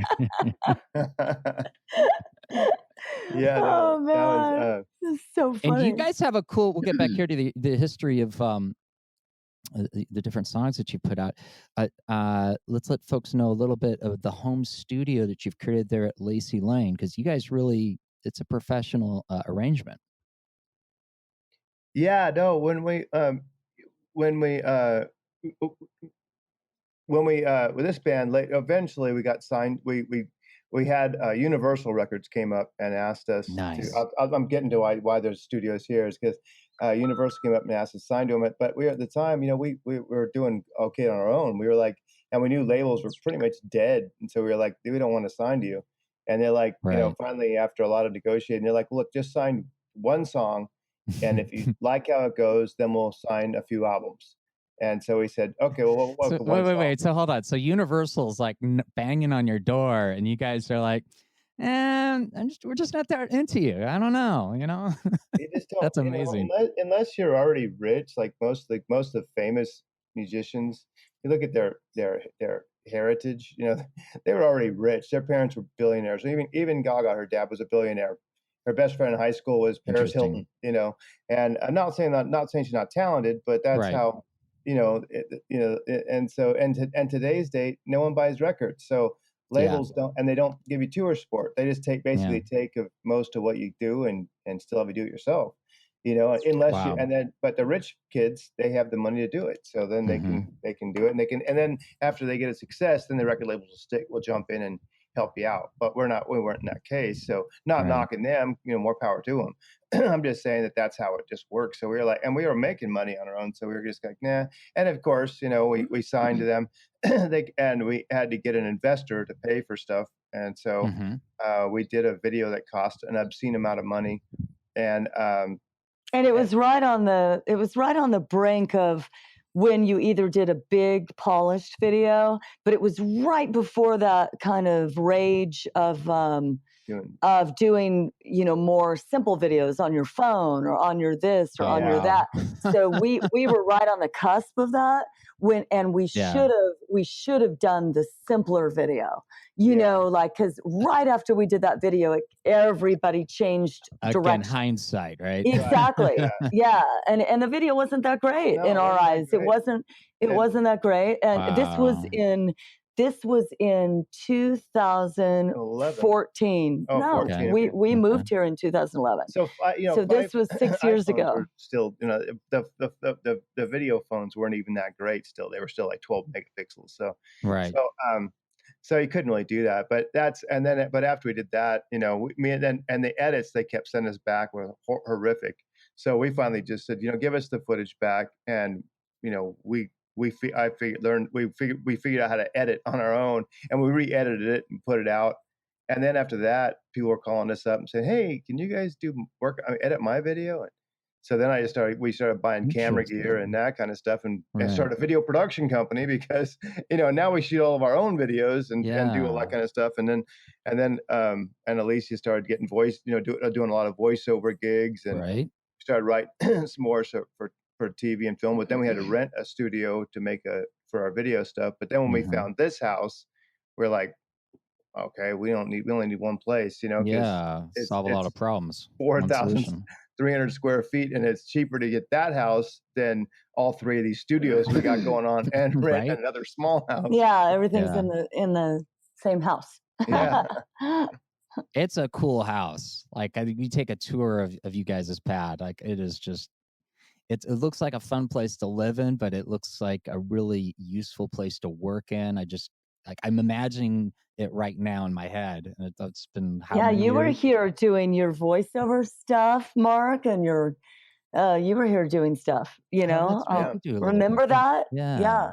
I can't remember what it was, but I do remember. I can't remember what you were doing either. But even back then, you were like, podcast, you know, you were going to do all that, you know. So I'm not surprised that you're doing all this cool stuff now, because you already had it in your head that you were going to do that. Yeah, and that was true. Yes. And you were here right when we moved in. I mean, we had probably only lived here a year. Oh, no kidding. Okay. Yeah, because that's been years now. That's been like 5 years, right? You were probably here the first year we moved in to this house, to Lacey Lane. Oh, crazy. Yeah. Okay. Yeah. But so now, but now since the lockdown, we started doing we started a Vegas show here called Fatale Original, which started doing pretty good. But now the lockdown, we're doing it from home, which is the two of us. And I tuned in on Tuesday, and I invited a couple of my Facebook friends that I couldn't comment because apparently when I made it a watch party, like, it created this separate thing, so I could see the people uninvited. So yeah, it does that. If you share it as a watch party, we can't actually see your party and you're chatting. Yeah, it creates a whole separate thing. Had I known, but I wanted to promote you guys because they're like, this is cool. You know, I think that's really a bad glitch on their part, because if you share it, it should be the original live stream so that everybody is together in the chat. Exactly. I mean, you can invite people. You can go to ours and, you know, you use the little plus sign, and then you can invite people. But yeah, we saw that 2 weeks ago when we put the first one on. We're gonna keep doing them every other week, and and there'll be more and more music and guests, and, you know, the whole thing. So simplify it a little bit, because right now it's an hour and a half, so we're going to cut it to an hour. Yeah, most of that is because we did all these, we were doing all these skits, so we had cameras all throughout the house with Cat. You guys were crazy. I was thinking it's just the two of you, and you're doing something that, like, late night talk shows and sketch shows, like, they've got teams of literally dozens, if not hundreds of people, and you guys are doing costume changes. You're going to different rooms, and you've got different mics and videos set up in the different rooms, and then someone's running like the master sound and the video, and I'm just going, this is amazing. And you're jumping from one character to the next, and then you're back to, oh yeah, you know, we play music too, so you guys crank out another song, you know. And we're just like, I was just amazed at you guys. It was like an old school variety show. It was amazing. Well, that's good. We were trying to, you know, we're trying to format like Sonny and Cher, but we have some kinks that we're working out. Even the kinks, where I enjoyed it. Good. Cool. We're just not sure what country all of our characters are from, because they keep coming up with these, you know, these very strange voices. Right. Your you know. producers crack me up. Your Eastern European producers. Oh yeah, the two Yeah. Cleet and Therese. Yeah. I wouldn't even call them Eastern European. We were trying to I don't figure know out what they are. accent they have. We were thinking it's kind of like if a Chinese person and a Nazi got had a baby. That would be them. Right. But you're right. It does have an Eastern European. I don't. But it's kind of like they like it being vaguely Eastern European, because if it gets too specific, you might track them down to a specific country that they're wanted for war crimes or something. So that's kind of like the undercurrent vibe. You go, yeah, we're from Eastern Europe. But did you catch? I am Cleet. I am Cleet. Yeah, and their names are Therese and Therese. Yeah, Together they're Therese. Right. You guys are killing me. Oh man. Well, you're the king of characters, Mark. Oh, I don't know, but I think that's more like a Johnny D. Domenico. But actually, I got a new one I just started last on Easter, because I wrote my poem "Son of Elmer Gantry's Bitch." Yeah. And I thought, okay, how do I like share that in different different ways? Yeah. And so I thought, and I've always actually thought play all the parts, having my own church service. Oh, I love it. In a very Monty Python sort of a way. Yeah. So I literally did that, and now I've got this new character because it's Mark Roman Empire. So it's like, well, if you've got an empire, clearly you have to invent a religion. Which, if you research Christianity and other religions, like that's literally what happened. They started out one way, and then they go in the complete opposite direction when the politics, make that a favorable choice. So. Yeah, so now I've got this very soft-spoken, almost Mr. Rogers, that's the one that I tuned into the other day. Yeah, that you were doing on Facebook. That was hilarious. Still, is it? I don't even know what I'm doing there, but yeah, I might do it again next Sunday. I knew you were doing a character because you were so soft-spoken, and I was like, oh, he's creating something new here. Yeah, so opposite from Lieutenant Frank, which is kind of a nice thing to do, but just the very. Kind of passive aggressive, but I'm holier than thou, so you can't judge me because like I have a direct pipeline to God and and I'm your portal to that. I love it. Isn't it funny how during this quarantine too, it seems to me like all of our alter egos are actually taking over. They're taking this, you know what I mean? Like they are taking this opportunity to shut us out entirely and take over. Well, Lieutenant Frank's on Cameo now. And that's a huge direct thanks to John D. Domenico, because I was doing some research and I asked him about it, and he's like, I can hook you up, and he did. So because if you try to go direct with them, you get lost in this bureaucracy. But do you get like on a waiting list or something? Yeah, if you go to them direct, but if you go through someone who's already in, like Johnny. So like I'm under his wing with his manager there. So so it's it's awesome. And now I've he told me what to do, and it's early days for my character, but I'm already seeing results from what John was telling me. So I'm love it. Yeah, that's great. Our friend is starting one Cameo, called Victor. It's Cameo. It's cameo.com. It's like the little Vegas people can buy. Yeah, it's for celebrities. So like, if you want to have a sports celebrity or a TV or film celebrity or even a reality TV celebrity, give you a shout. It's a shout out video, Oh, very cool. John Lovitz does it. So it'd be like, I'm John Lovitz and it's your birthday, so happy birthday. Right. Bye. It's like as simple as that. Exactly. Our friend is starting one called Fan Mess, like short for fan message, but it's Fan Mess. Oh, cool. I've seen a few new ones pop up. Yeah, there's a lot. There's another. What's the other ones? There's other really big ones too. I can't remember what they're called. Do you guys have a bird? We're outside, so those are our longtail, our buddies. Nice. Yeah, they're sitting right here listening.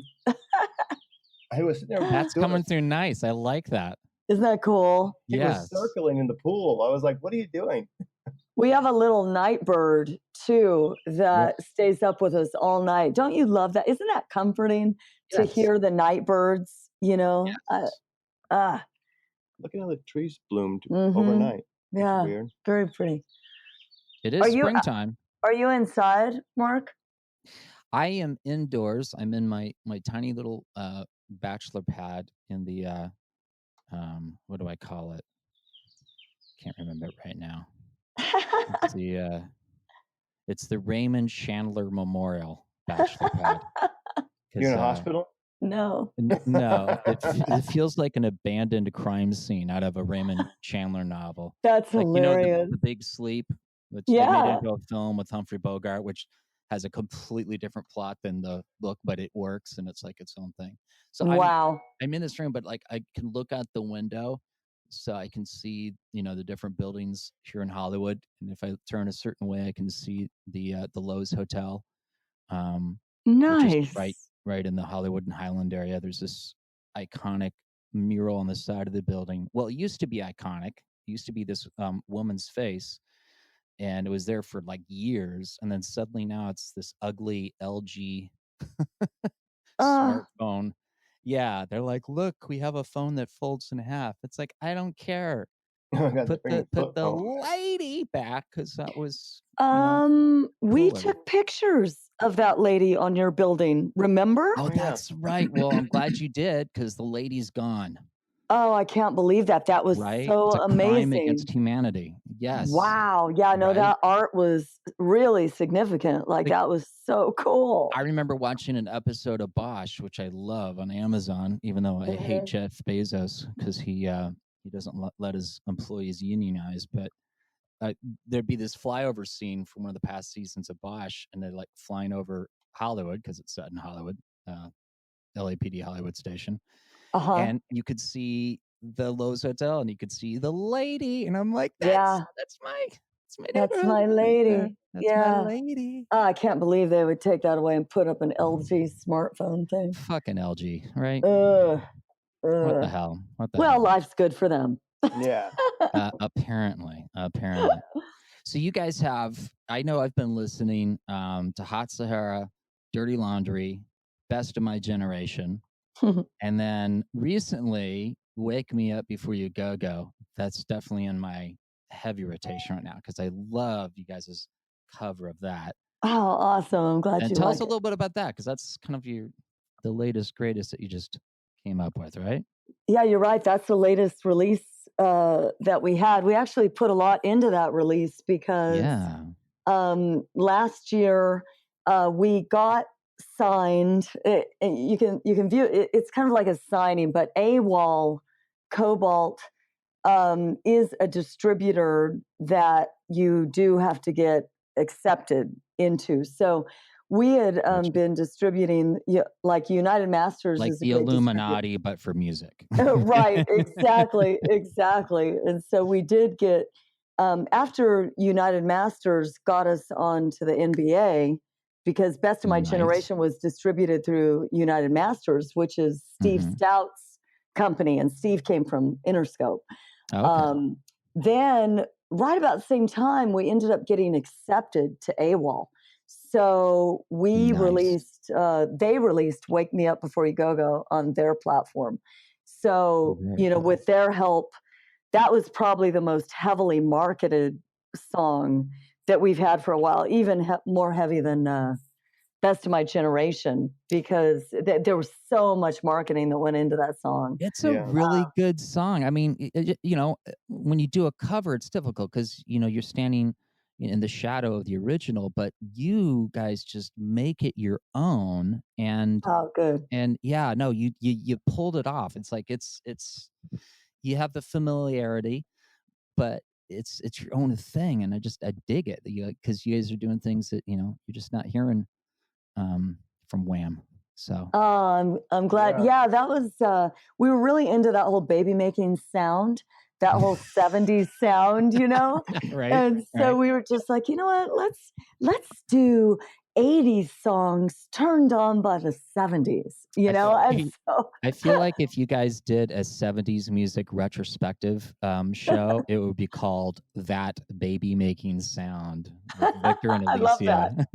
I love that. We're actually going to pull, now that we kind of got our feet wet with Fatal Original Online, now we're going to start to pull all of that back into it. You know, how, you know, the real thematic stuff. We just kind of had to get the format down. And now we can bring in all that 70s soul, you know, pimp, you know, pimp music, like all the porn wave, bring in the porn wave and the, you know. Right. So the stuff we really like. Yeah, no. And doing covers used to be so hard back in the day because you had to go through what company did you go through? Harry Fox. Harry Fox, you had to pay them up front and all that kind of stuff. Now you can just, you know, like now there's TV and film placement companies. We just signed a deal. These are all non-exclusive with a TV and film placement company that only want covers done, remade covers. And the thing about that is people are like, well, you don't get any publishing. You don't get any publishing, but you get the performance royalties. So you're still getting half the royalties, and they're getting more placements because that's what people are wanting now is covers. And then, but now you can go through even companies like not TuneCore, DistroKid, where they actually you can just upload a cover song to DistroKid. They take care of all the Harry Fox. Yeah, you just pay them a little monthly, like $6 or something. Yeah, you know. And so it's like it's so much easier now. And the thing about like YouTube is no one cares about other bands. They only want to hear. But if you do a cover, they actually search for covers of that song. You're talking about nobody cares about your original music. Nobody cares about original music. They only want to hear, and they'll Google covers. Even like big bands, like they want to hear big bands do covers, you know. And so it's like such a huge industry that's why we're like, okay. Well, I think Postmodern Jukebox was a real innovator of that. You know, they did such a great job with coming in and taking songs and doing them in their own jazzy style, you know, that I think they inspired a lot of people to do that. Yeah. It's safe. It's familiar. Well, you see it in, you know, TV and film with, you know, remakes. So some of the thing, it's like you've got a known quantity that, you know, there's no risk there. And it feels familiar to people. There's nostalgia. So yeah, sure. I mean, if you're a band wanting to do that, a good rule of thumb, just take an energetic song and make it dark or make it soulful. And then, vice versa. Just go in the opposite direction and you're halfway there. Yeah, no, I mean, the biggest cover band in the world before Postmodern Jukebox, you know, was UB40. They never played an original song in their life. Oh, wow. All covers. And then they were doing it back then. And then you have Postmodern Jukebox, which, I mean, even if those guys never sold an album, you know, that guy's pulling $1 million a year off of YouTube. And crazy. And then now when they go tour, they sold out 3 nights here straight in Vegas. then they got a residency. They still, I don't know if they still have it. Yeah, so it's a whole new industry. Speaking of YouTube, how do we find you guys on YouTube, and what are you guys doing on YouTube? Yeah, it's youtube.com/FOJC TV. So Fans of Jesus Christ TV. Right? Yeah, it's FOJC TV. And yeah, that's go there and subscribe if you guys are listening. Yeah, we'd really appreciate the subscriptions there. We're trying to build that. Yeah, we're trying to build that because it's just starting to make a little bit of money. So we want to have that be a. I know the Mark Roman Empire channel on YouTube is following you guys, and I think I had another one of my. Let me make sure. Let me make sure we're following you. I'm pretty sure we are, but I just want to make sure we. You know, there you are. Oh no, we weren't. No. You know what? You're on. Your MyMark one is older, huh? The mymark.tv. Yeah, and I gotta go look at that and see. It's probably still doing something from before MySpace. Yeah. Right. No, I know, huh? I know. We've all. Oops, sorry. Yeah, YouTube is so important. You know, it's a TV. Right? You don't watch TV anymore. If you do, you're not very bright. So you need to stop watching TV because it's the worst. I know. I'm on a lot of TV. I'm a SAG-AFTRA actor, so I like the TV. I mean, you have streaming now where you don't have, you have Netflix, and Amazon, and that kind of stuff. That's so much easier than TV that tells you what to watch. I have a question. Gotcha. But, no, I'm just saying. On demand. Let's put it that way. On-demand TV. But YouTube is a new TV, and you can reach, if you're any kind of entertainer, you can reach billions of people, you know. So it just True. get on YouTube and do it every single day, Oh, because yeah. that's more, and Well- they'll pay you after you reach 1,000 subscribers. Nice. You know, and if 10,000 subscribers, they'll open a store so you can sell merchandise right on it. That's awesome. You know? And you guys have merchandise, right? We do. We do not on YouTube. No, though. oh, not on YouTube. We will. Just in That's what general. we're. Yeah. Yeah, you know, hats and T-shirts, and we kind of do it for all our characters too. Now we have What's on the fave? Redbubble. Yeah, we have merchandise on demand, but we are building it up. We're building everything with our characters and our music. We're you know, before our plan, before the pandemic, our plan was to take anything that was on our YouTube and take it to the stage. Well, now everything kind of got reversed. So now we're doing it all online, Right. but we're pulling, so merchandise wise, we're doing it for all the characters and kind of some of their slang and little phrases that they've coined or whatever. And, you know, I love it. Yeah, just building that world around, building our own world, you know, Sure, as you said, sure. empire, that's what you do. You know, it's more fun, I think, for all of us. Yeah. That way is to Absolutely. pull people into a world that, you know, this pandemic kind of forced everybody's hand, a lot of creatives, to start doing what they were sort of planning on doing later. And you know, that's one of the good things that comes out of it. Obviously, there are horrific things, but you know, it's yin and yang, you know what I mean? It's yin and yang. Completely. There are going to be good things that come out of it. You know, we all have our gonna be a lot opinions. of good things, you know, but yeah, I think. Also, real quick, people can also go to just straight up fansofjimmycentury.com, and they can link all of our social media there. Fantastic. Yeah. You guys are also on SoundCloud, which a lot of the podcast listeners listen on SoundCloud. Yeah. SoundCloud has been great. We love SoundCloud. We love Repost Exchange. Yeah. It's a great community over there. And if you're on SoundCloud with your podcast, you need to.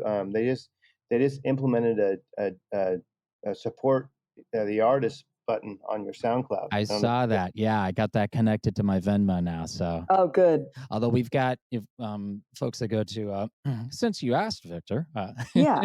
when folks go to markromanempire.com, they can also click on tip jar, and that gives them links not only to the Venmo but Cash App, and you know, for boomers, PayPal. Yeah, right. Exactly. So what else should we know about you guys and Fans of Jimmy Century as far as reaching you guys? Well, the thing, what we love now is for everyone to join in on the Fatale Original every other week. It's every other Tuesday at 7 p.m. And we do it on Facebook Live and YouTube Live. Go to YouTube, though. Yeah. Facebook Live, we've got it on our band page. We're trying to build that up. You know, as you know, Facebook kind of, the business pages kind of, everybody sort of fell apart. And so it's going to run on my personal page too. So / Alicia Perrone. So, you know, they can definitely find us every other Tuesday at 7 p.m. And then we'll be doing musical live streams too, just strictly music. Yeah. Nice. And then we also have a watch party every other Thursday we do it live, Tuesday. And then every other Tuesday we do it live, and then the middle Tuesday that it's not live, we do a watch party where we can all make fun of it. But we're working on these interactive things where we can bring viewers on screen. There are apps now where you can all be talking, and then in the chat you can be brought on screen. So we're working on the next levels of that.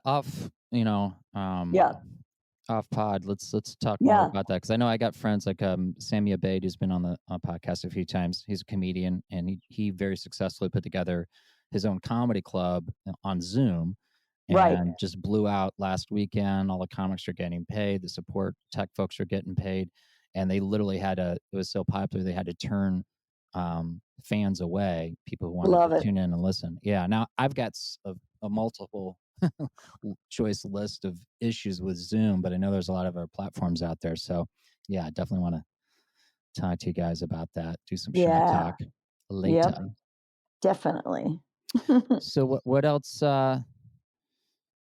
What else should we know here about fans of Jesus Cristo, fans of Jimmy Century? You know, I just wanted to put this out there. Yeah, I know really, things are hitting the fan right now with money, I know, for everyone. And I do want to put out there, again, I've put this out a couple times. I've done about 10 of them so far, but if anyone has a business out there that needs a voiceover for a radio ad or their voicemail or something about the pandemic, whatever they need, I'm doing those for free right now for people. So just to let you know. Know. Yeah. So I just want to, all they have to do is send me a script and I'll send them back a WAV file. As long How as do they contact you? As long as you keep it. Yeah, not an audio book, but right. Yeah. Certain terms and conditions apply for the freebie. Yeah, let's keep it under 500 words. Yeah, it's like, a commercial promoting your product just to help you. How would people reach you, Alicia, if they want to take you up on that? Yeah, they can just reach me at Alicia, ALICIA, at jetsetsound.com. Fantastic. And I want to thank you guys for being early hero tiers.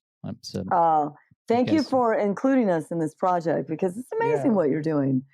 How is that going? How's that going? It's going really well. I've got a thing now where each week we're doing the cards for hero tiers on Monday. So it's a fun little game. You know, we pick a winning card and that matches to a hero tier winner.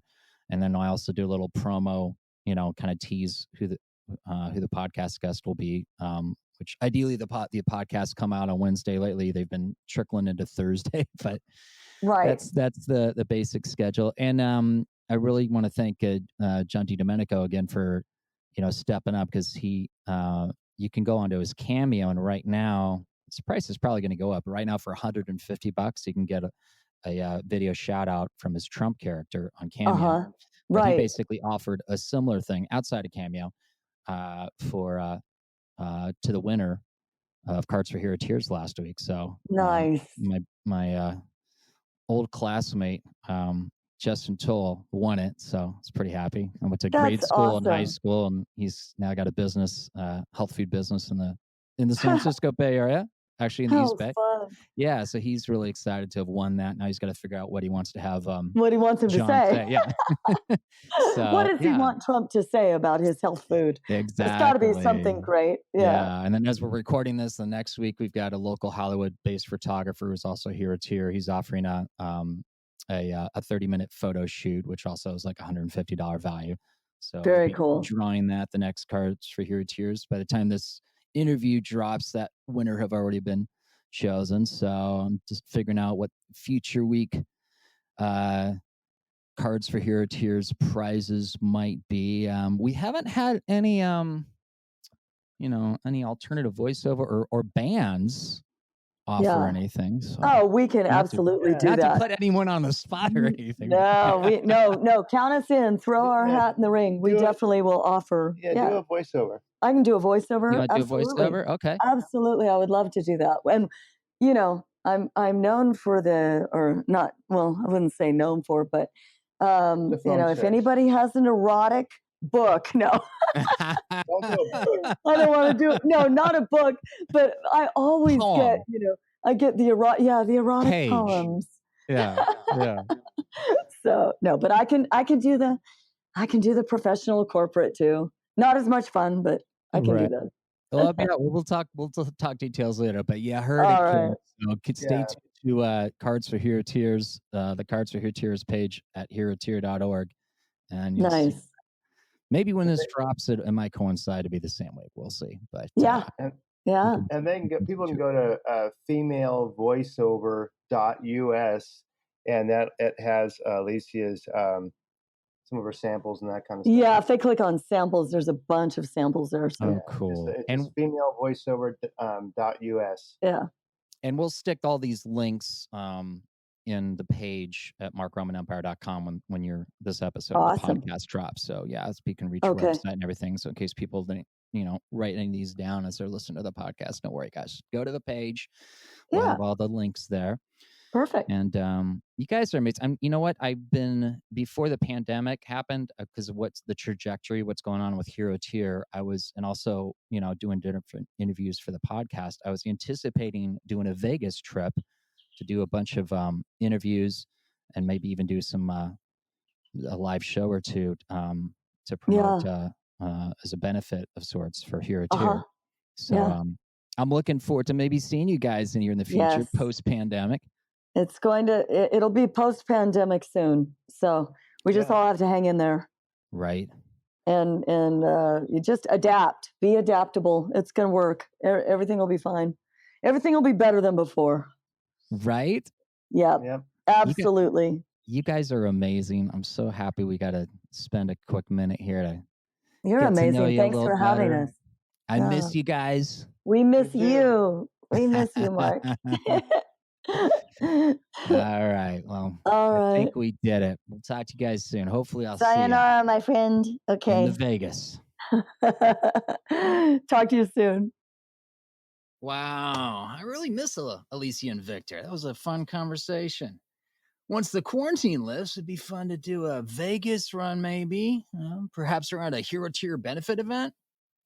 See some of the old crew. We shall see, but that'll be kind of cool to do. Hey guys, any links to the stuff mentioned on the show, you can find at markromanempire.com. Stuff unique to my guests, you'll always find on the episode pages for each guest, for each episode. The pandemic did cancel my acting and busking income, so if you'd like more podcasts, your Venmo, Cash App, or even PayPal truly helps. And as Mark Duplass, that super creepy bad guy in that one season of Goliath, and Jen Aniston's exasperated producer on the morning show, here's what Mark recently tweeted. If you don't support the things you love, they will go away. If you don't support the things you love, they will go away. If you don't support the things you love, they will go away. If you don't support the things you love, they will go away. But wait, there's more. If you don't support the things you love, they will go away. Hey, it was 5 times in his tweet. I'm just quoting the tweet of Mark Duplass, gang.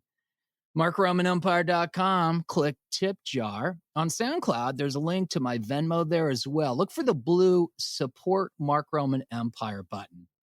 Hey, thanks to all our listeners across the globe. It's always kind of fun to see who all is listening. And I see you, Calabasas in California. I see you, Tel Aviv in Israel. Shalom. And I see you in Warsaw, Poland. I see you as well, Maidstone in the UK. Hey, are you a Hero Tier? We've been helping house Venka and Will since December 2019. We've been helping creatives since St. Patrick's Eve 2020. We need 3,000 to bring Venka and Will and their puppy Andy home. Leave no human outside. Also, only Hero Tiers can win cool prizes in the weekly Cards for Hero Tiers game. You can find that on our YouTube channel, Mark Roman Empire on the YouTube. Watch Cards for Hero Tiers number 8 this Monday and find out who wins the 200-word voiceover from Alicia Perrone fans of Jimmy Century. Thanks again, Alicia. That was very generous of you guys. During Cards for Hero Tiers, we also tease the next episode of the podcast, which ideally drops out on Wednesdays. Drops out like groceries falling out of the bag? Yeah, like that. Maybe like other ways, but hey, why not? We found 45 Hero Tiers since December. Who's next? Whether you need help or can offer help, or maybe you're just curious, visit herotier.org to discover more. And you can listen to the podcast on Apple Podcasts. Don't forget to rate and review on Apple Podcasts. Thanks to those of you who already have. This really helps bring in new listeners to the podcast. Make it grow. You can hear it also on Mixcloud, Podbean, SoundCloud, Stitcher, and TuneIn. Also, there's several apps that just came to my attention, like Castbox and Overcast. Let's not forget Pocket Casts, which that's how I hear my pods. So we'll add some links to all those soon. As I mentioned, on the YouTube, we have the podcast audio, as well as some cool videos, including the interview rap teasers we've done in the past. Lately, the Cards for Hero Tears videos, and also the new Church and Cue Ball Hot Takes videos playlist. MarkRomanEmpire.com. Click listen. To avoid missing out on cool stuff, guys, hey, join my mailing list. Have you done that yet? The Mark Roman Empire Census. Sometimes we've got special deals and perks for podcast citizens. All right, here it is. This week's Sermo Maximus is Who Jimmy Century? You know what? You don't even need to add the question mark. Just Who Jimmy Century. Enter that in as a Sermo Maximus, and you can check your email for this episode's census this week, but only if you want to win a cool prize, because you had to click through there to enter in your Sermo Maximus, Who Jimmy Century. And then we'll be drawing that next week's Cards for Hero Tears on Monday. Oh, you didn't get the census email? Become a citizen. Go to markromanempire.com, click census. Twitter at the Mark Roman. Yeah, Tom Cruise follows me. Dana Carvey, Amnesty International. Cray. Instagram at Mark Roman Empire for the podcast, at Vegas 90210 for Lieutenant Frank and the other characters. Hey, email me your questions. Yeah, you can. RomanPodMail@gmail.com. I might even answer them right here on this very podcast. And since I've recently finally broke into my laptop that died back in December, I recovered a few vital passwords, including the Roman Podmail password. And guess what? A few people wrote in. Yeah, I'm so excited. Paula in Boston, back on March 9th, asked, what are your new projects? Well, Paula, great question. We have addressed some of those already here in the episode, and I got to be honest, back in March 9th, I would definitely have had a different answer. I don't even, was the podcast even back then? I don't think it was. So I guess you could say continuing the podcast is new this year. And since the coronavirus, well, we got Lieutenant Frank on Cameo. Almost 40 cameos done already. Also, adding more to the YouTube channel, as we've mentioned, like the Church and Cue Ball Hot Takes playlist. There's also there, if you've noticed, a Lieutenant Frank playlist, currently empty. Not sure if I want to add from the catalog on the Mark Roman Empire YouTube channel, or if I want to create a separate channel on YouTube for Lieutenant Frank. Still deliberating on that, Paula, but thanks for listening and writing in. Someone else wrote in with a link, in case I didn't have it, apparently, for the federal stimulus check. You know, in case I hadn't filed a tax return. Thanks. Oh, and they also wanted to be sure that I shared that precious link with a Vinca, spelled Vinca. Did they mean Venka? Well, since they seem to be thoughtful, well-researched, and, accurate? If you happen to be listening right now to this podcast and your name is Vinca, spelled specifically Vinca, and only spelled Vinca, Vinca, please write in to romanpodmail@gmail.com, because we've now got the link for the federal stimulus check just for you, in case you haven't filed a tax return. Well, I couldn't make up this stuff if I tried. Oh my God. I'm going to take a wild guess here that the person who wrote in there, that helper with the generous pandemic advice, is a patron of Ruth's Chris Steakhouse. I could be wrong. So, whether you're curious about my career, have other questions, or are a concerned citizen with helpful facts I couldn't possibly glean from, oh, I don't know, everywhere, write me. Why not? Email your questions to me at romanpodmail@gmail.com.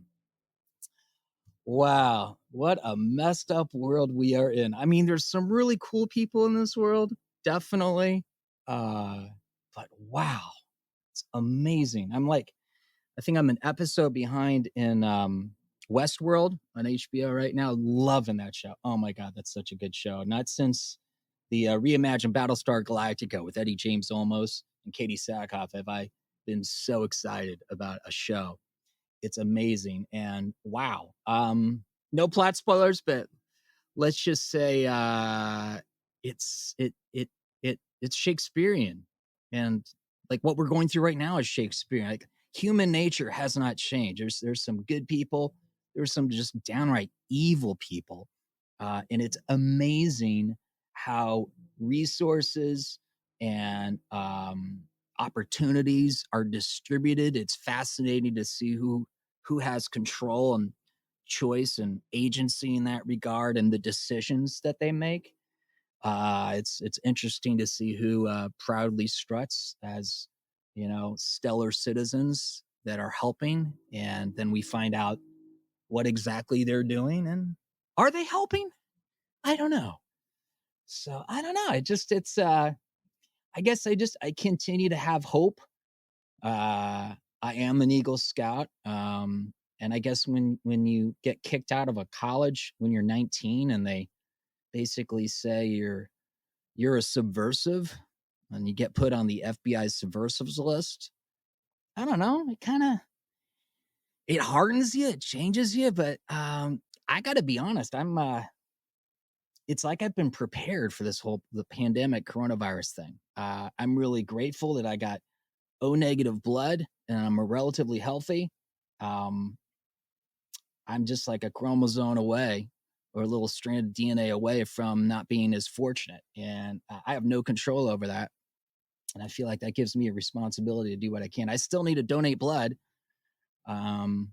Still trying to get my situation here a little more secure, but I would definitely like to do that. I'm kind of curious about my health situation. I currently have no health insurance. I just got a letter that apparently now I finally do qualify. They kicked me off the covered California because I make too much money.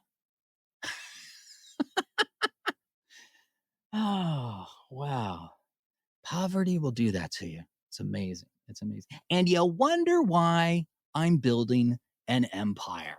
Well, kids, until next week, it takes a busker. Remember our fallen buskers, Clownell and Monroe. Yesterday, we were observing the fourth year of losing Prince. Makes me want to also remember Prince St. Paul, great tribute act to Prince, who was a busker, street performer we lost. Christopher Dennis, Hollywood Superman, and Alexander Desser, Hollywood Iron Man. Don't forget our fallen buskers. No fear, hero tier. I am the Mark Roman.